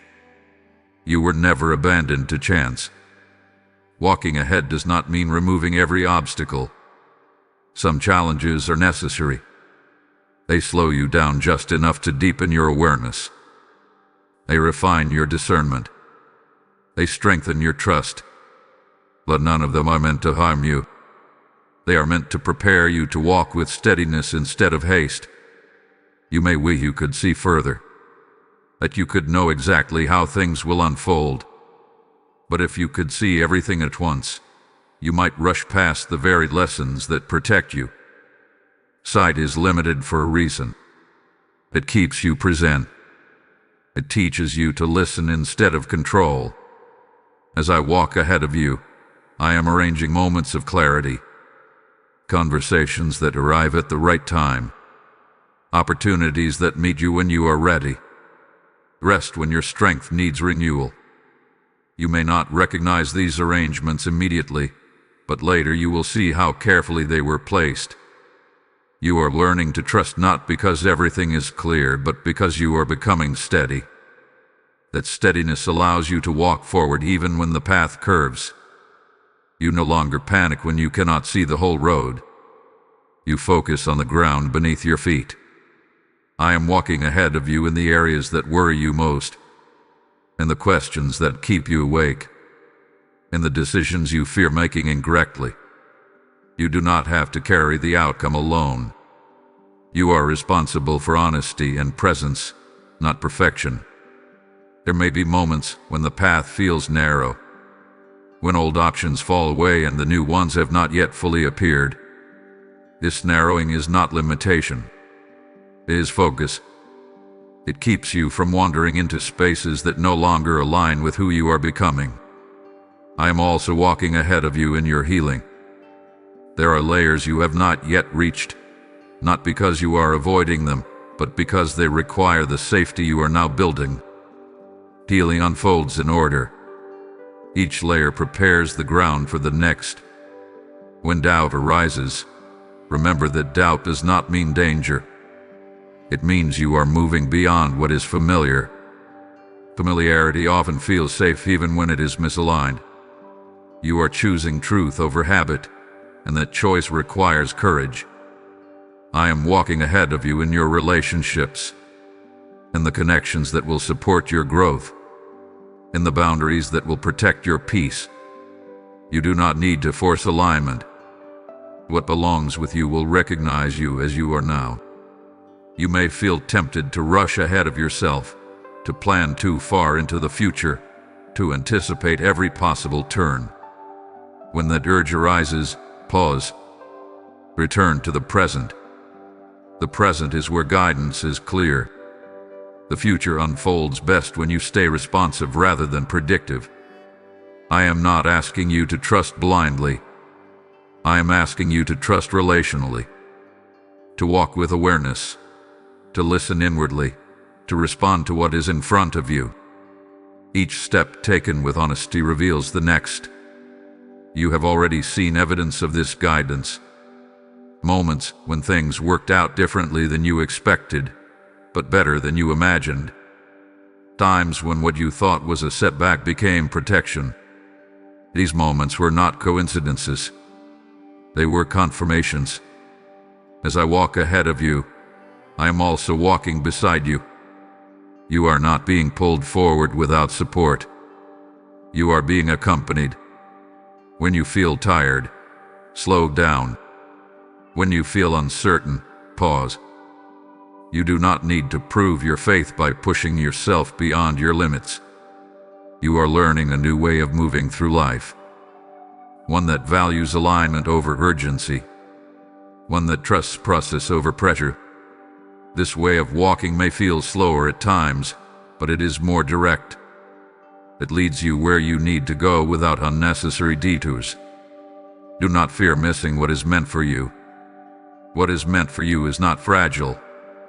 It does not require frantic effort to secure. It meets you as you walk faithfully, step by step, grounded in truth. I am walking ahead of you in what you cannot yet imagine, in joys you have not yet allowed yourself to hope for, in peace that will feel ordinary instead of rare. These things are not being withheld. They are being prepared. When the path feels quiet, do not assume nothing is happening. Quiet often means alignment. Growth does not always announce itself with noise. Sometimes it's settled in silence. Keep walking, my child. Not with fear, not with haste, but with trust. You do not need to see the whole road. You only need to take the next honest step. I'm ahead of you, guiding, preparing, and holding the way open.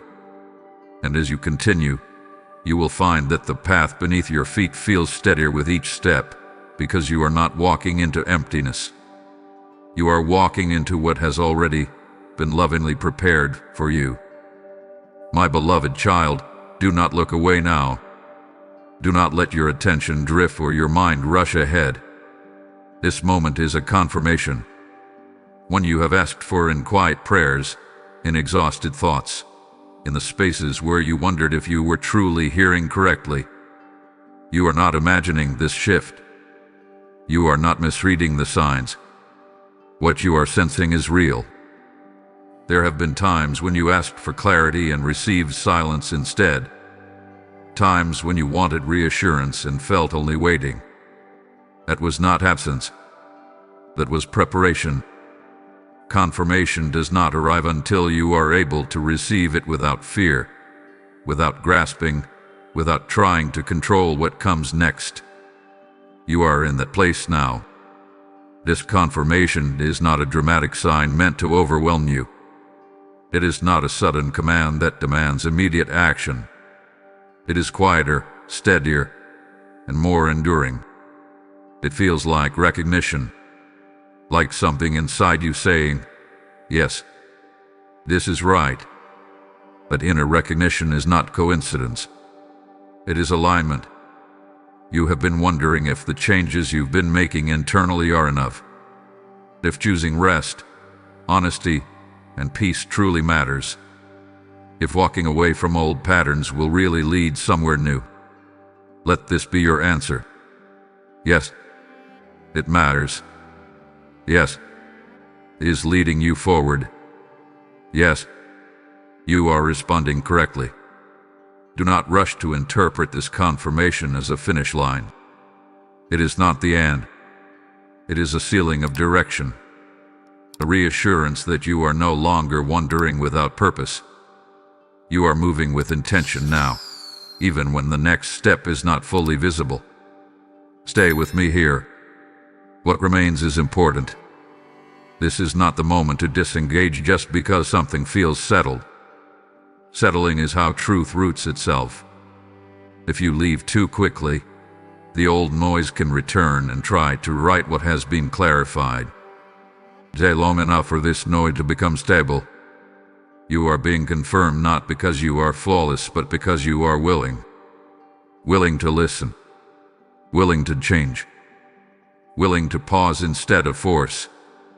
Willing to trust without demanding guarantees. That willingness has positioned you to move forward without losing yourself. You may feel a deep exhale happening inside you. A sense of I don't have to fight so hard anymore. That is not weakness. That is relief born of alignment. Fighting ends when you stop resisting truth. This confirmation is also an invitation to complete this journey fully. Do not treat what you've received as fragments. The wholeness matters. The ending matters. What comes together at the end will help you carry everything you've learned into your daily life with clarity and confidence. If these words are landing deeply, if you feel seen, steadied, or reassured in a way you did not expect, take a moment to acknowledge that. And if this message has brought peace or clarity to your spirit, bless it with a like. Let that simple action be a marker that this moment mattered. If you know someone who has been questioning their direction, doubting their timing, or feeling uncertain about their growth, share this message with them. You may be the confirmation they have been quietly asking for. And if you want to remain connected to messages that remind you of what has been sealed and confirmed within you, subscribe and stay close. Not because you lack wisdom, but because reminders help truth stay accessible when life becomes loud again. My child, confirmation does not remove all uncertainty. It gives you confidence within it. You will still have questions. You will still face decisions. But you will approach them from a grounded place instead of a desperate one. Do not underestimate what has shifted in you. You are no longer seeking permission to be who you are becoming. You are owning it. That ownership changes how you move, how you speak, how you choose. Stay present through what remains. Completion matters because it strengthens memory, integration, and trust. What you finish with intention, you carry with confidence. This confirmation is not fragile. It does not disappear when you are tired or distracted, but it becomes stronger when you stay attentive to it.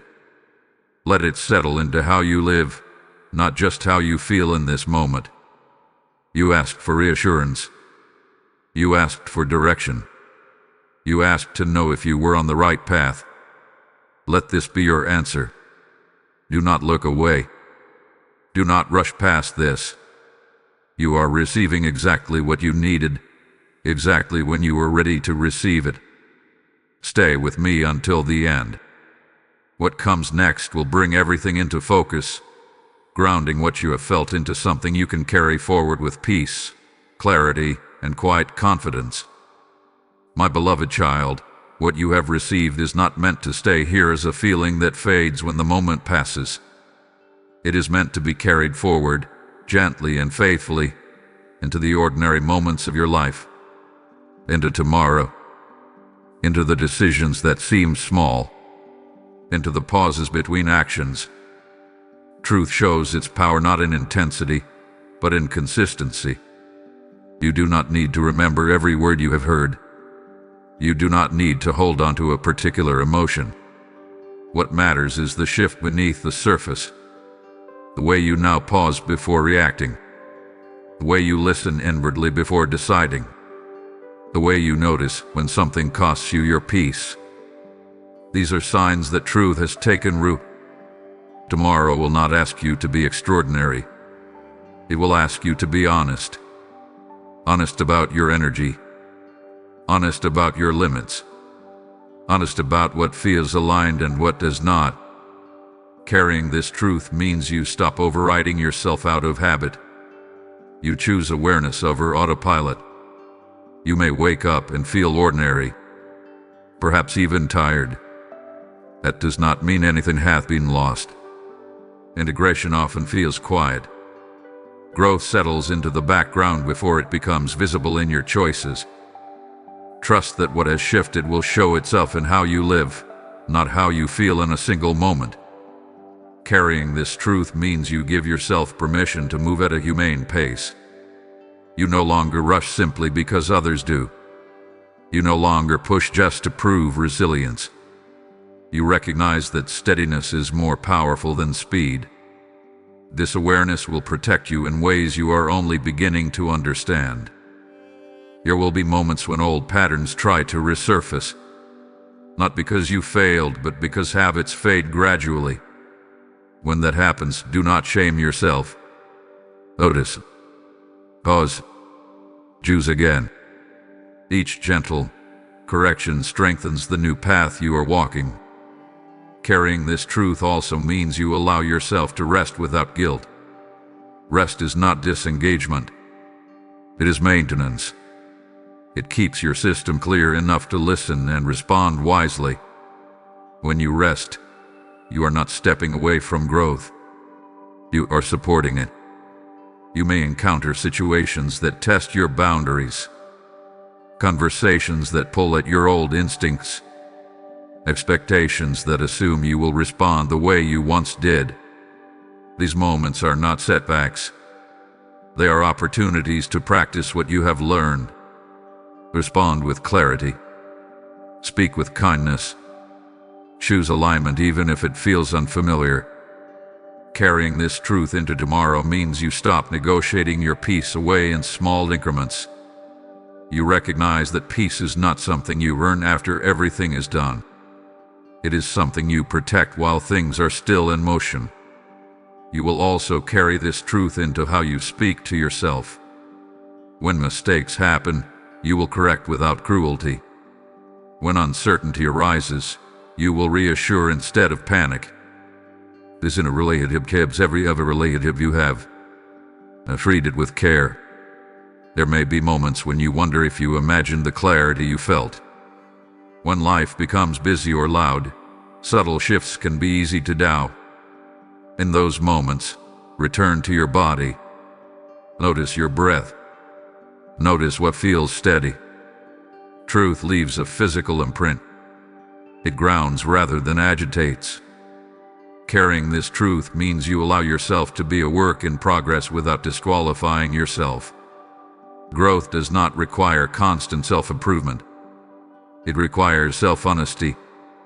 You are allowed to be learning and still worthy of peace.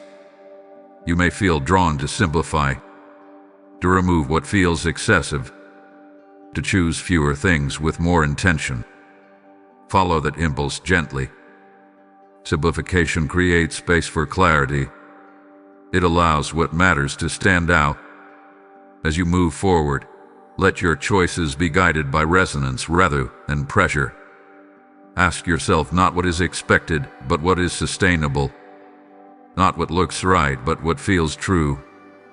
These questions will keep you aligned when decisions become complex. Carrying this truth does not mean isolating yourself from the world. It means engaging with it from a grounded place. You can participate without overextending. You can care without carrying what is not yours. You can contribute without losing yourself. There will be days when you feel strong in this new way of living, and days when you feel uncertain again. Both are part of the journey. Neither negates the other. Consistency is built over time, through repetition, not perfection. I want you to remember this. Nothing meaningful that has shifted within you is easily undone. Awareness cannot be unseen. Alignment cannot be unfelt. You may wobble, but you will not return to unconscious living. You know too much now, and that knowing is kind.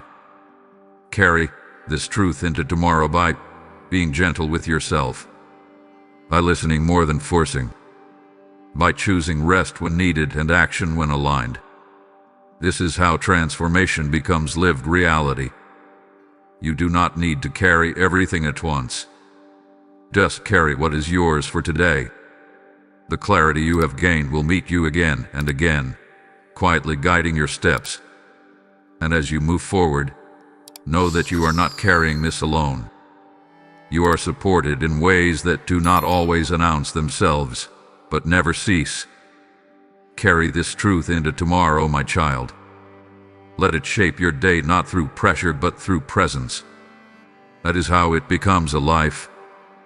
My beloved child, there will be days when the clarity you feel now seems distant.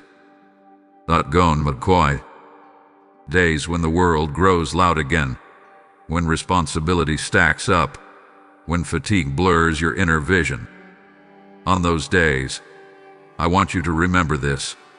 You are not required to hold everything perfectly on your own. I will remind you when you forget. Forgetting does not mean you have failed. It means you are human.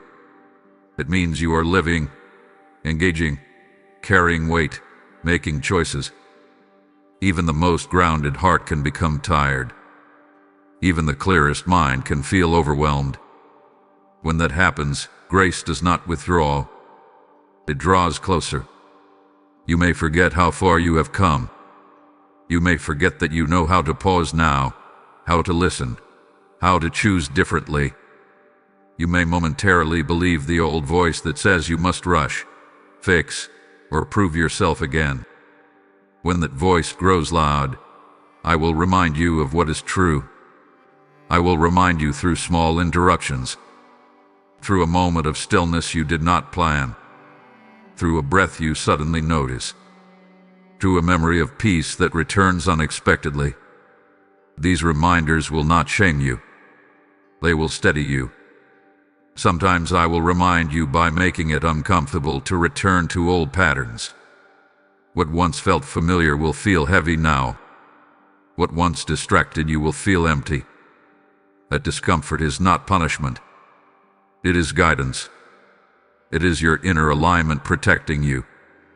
I will also remind you through your body, through tension that signals misalignment, through fatigue that asks for rest, through calm that confirms a wise choice.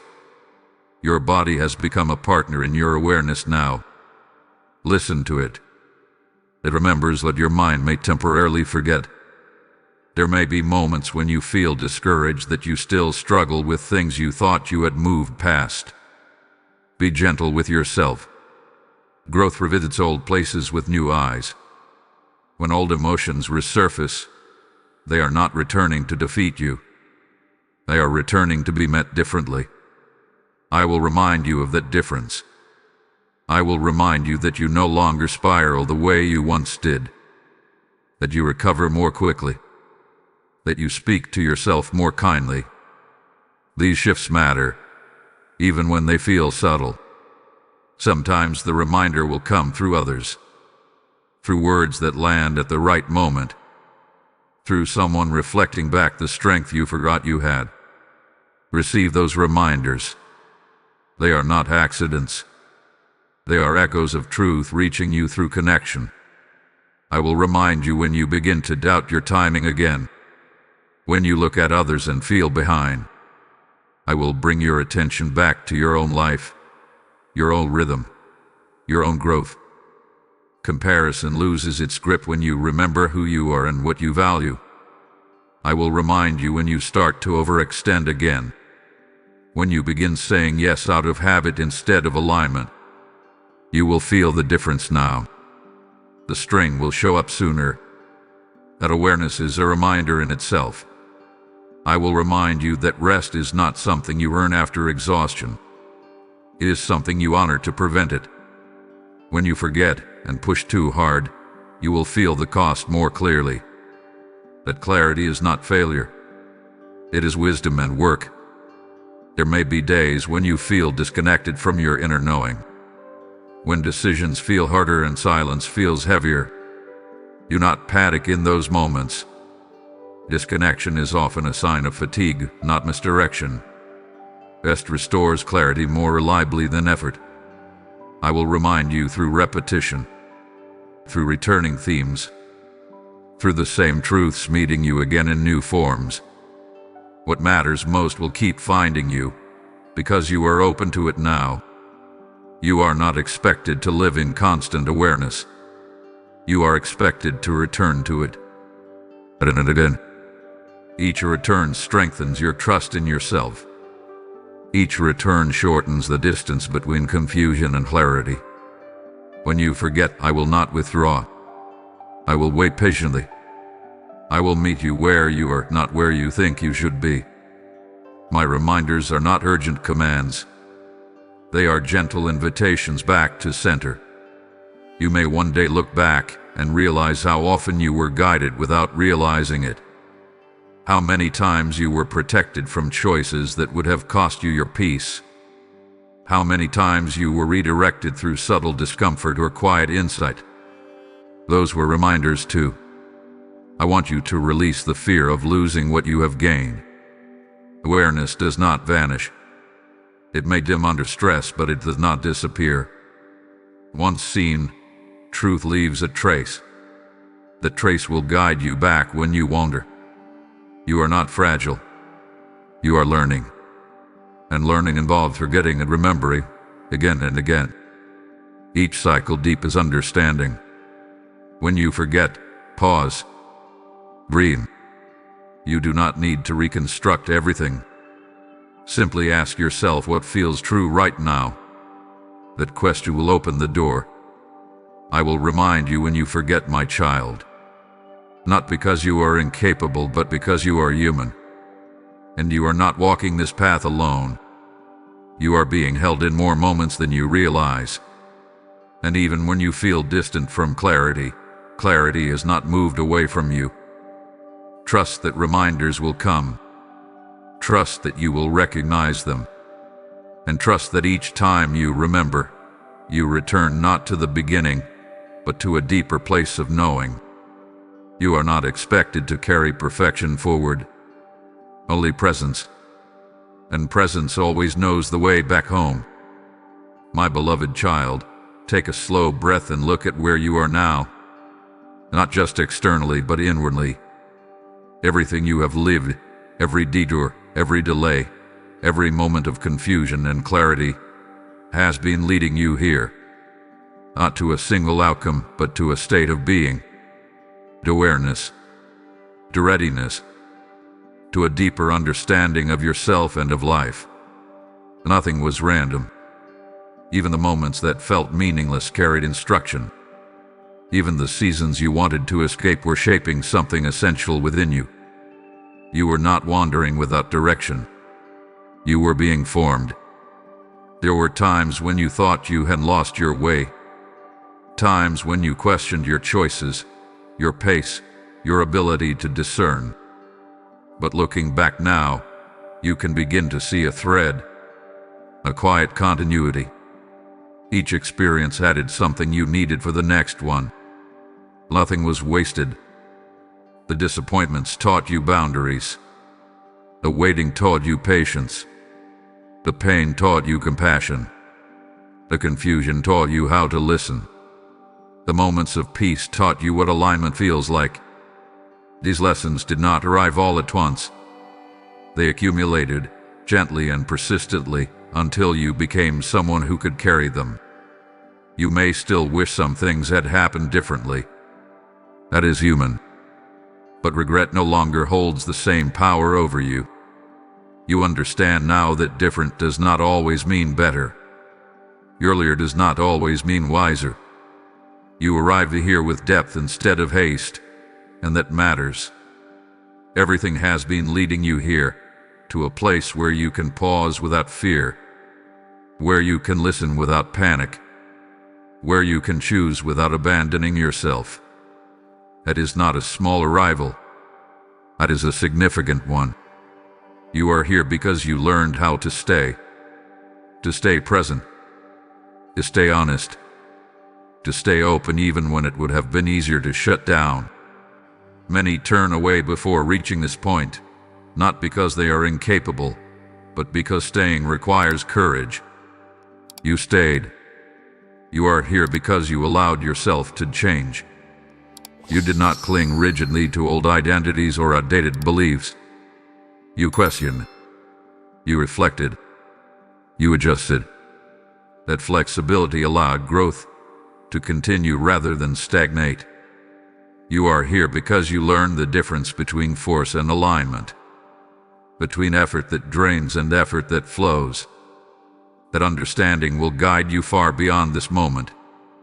It will help you recognize when to act and when to wait, when to engage and when to release. You are here because you stopped running from silence. You learned to sit with it, to listen within it, to let it teach you.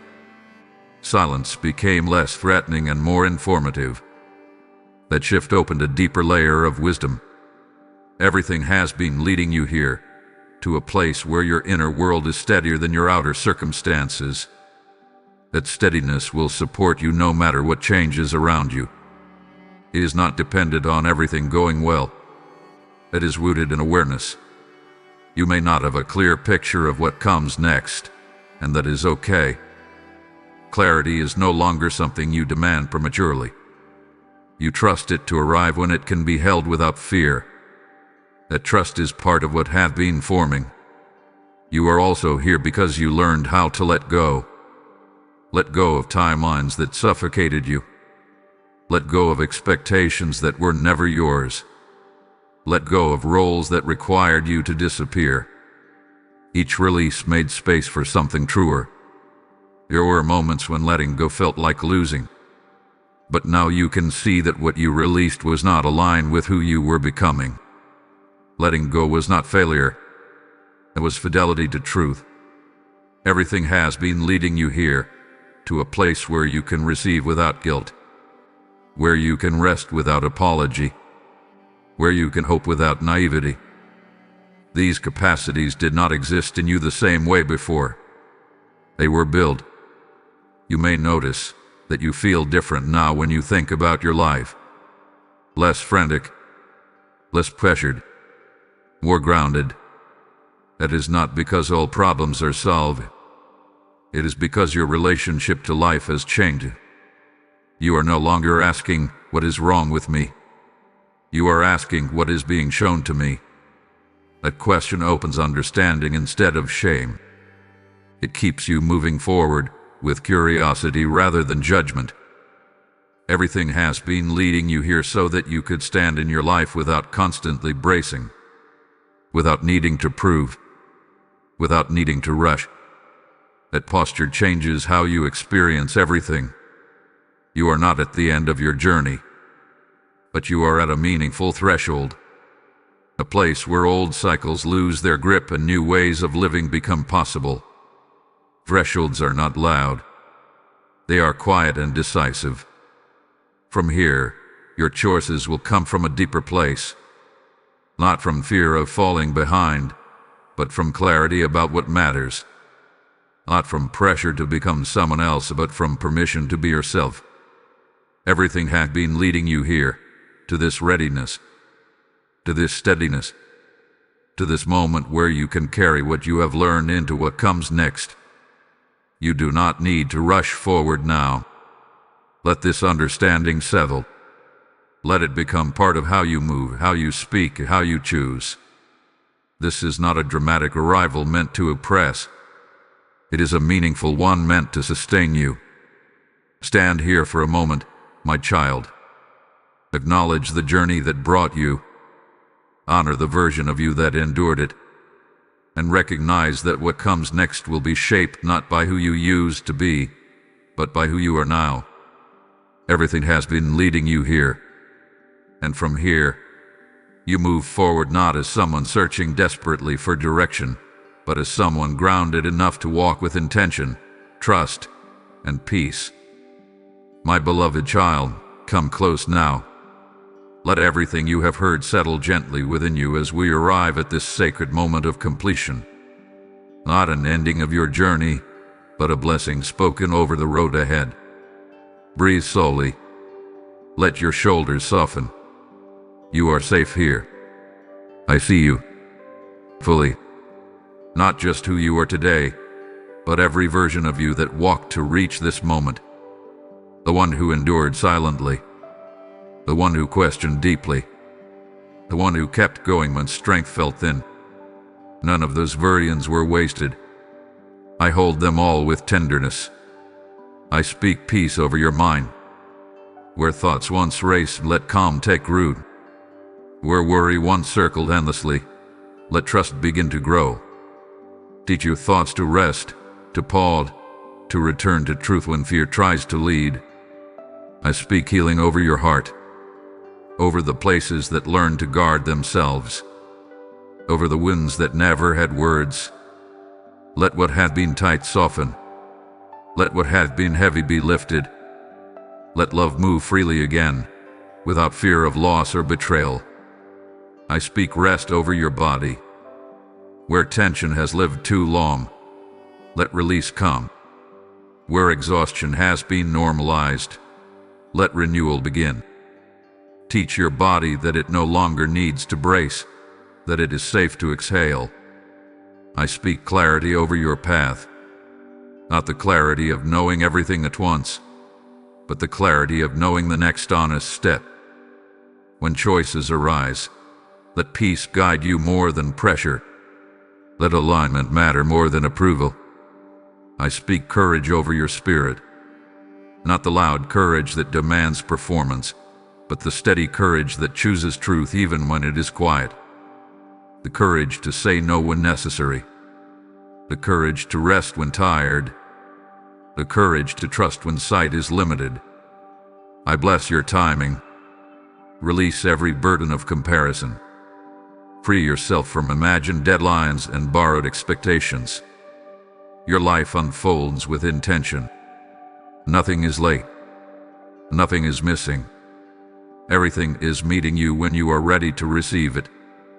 I speak protection over what is forming within you. Guard the peace you have found. Guard the wisdom you have gained. Guard the tenderness you are learning to honor. Let nothing pull you back into patterns that cost you your wholeness. I bless your tomorrow, not with perfection, but with presence. Not with certainty, but with steadiness. May you wake knowing you are held. May you move knowing you are guided. May you rest knowing you are enough as you are. And when you forget, as all humans do, may you be reminded gently. Reminded of truth. Reminded of peace. Reminded that you are never walking alone. My beloved child, you are loved without condition. You are guided without force. You are held without demand. Carry this knowing forward with you, not as pressure, but as comfort. Let this prayer seal what has been spoken. Let it rest upon you like a quiet covering, and let you move forward in trust, grounded in peace, and steady in love. Amen.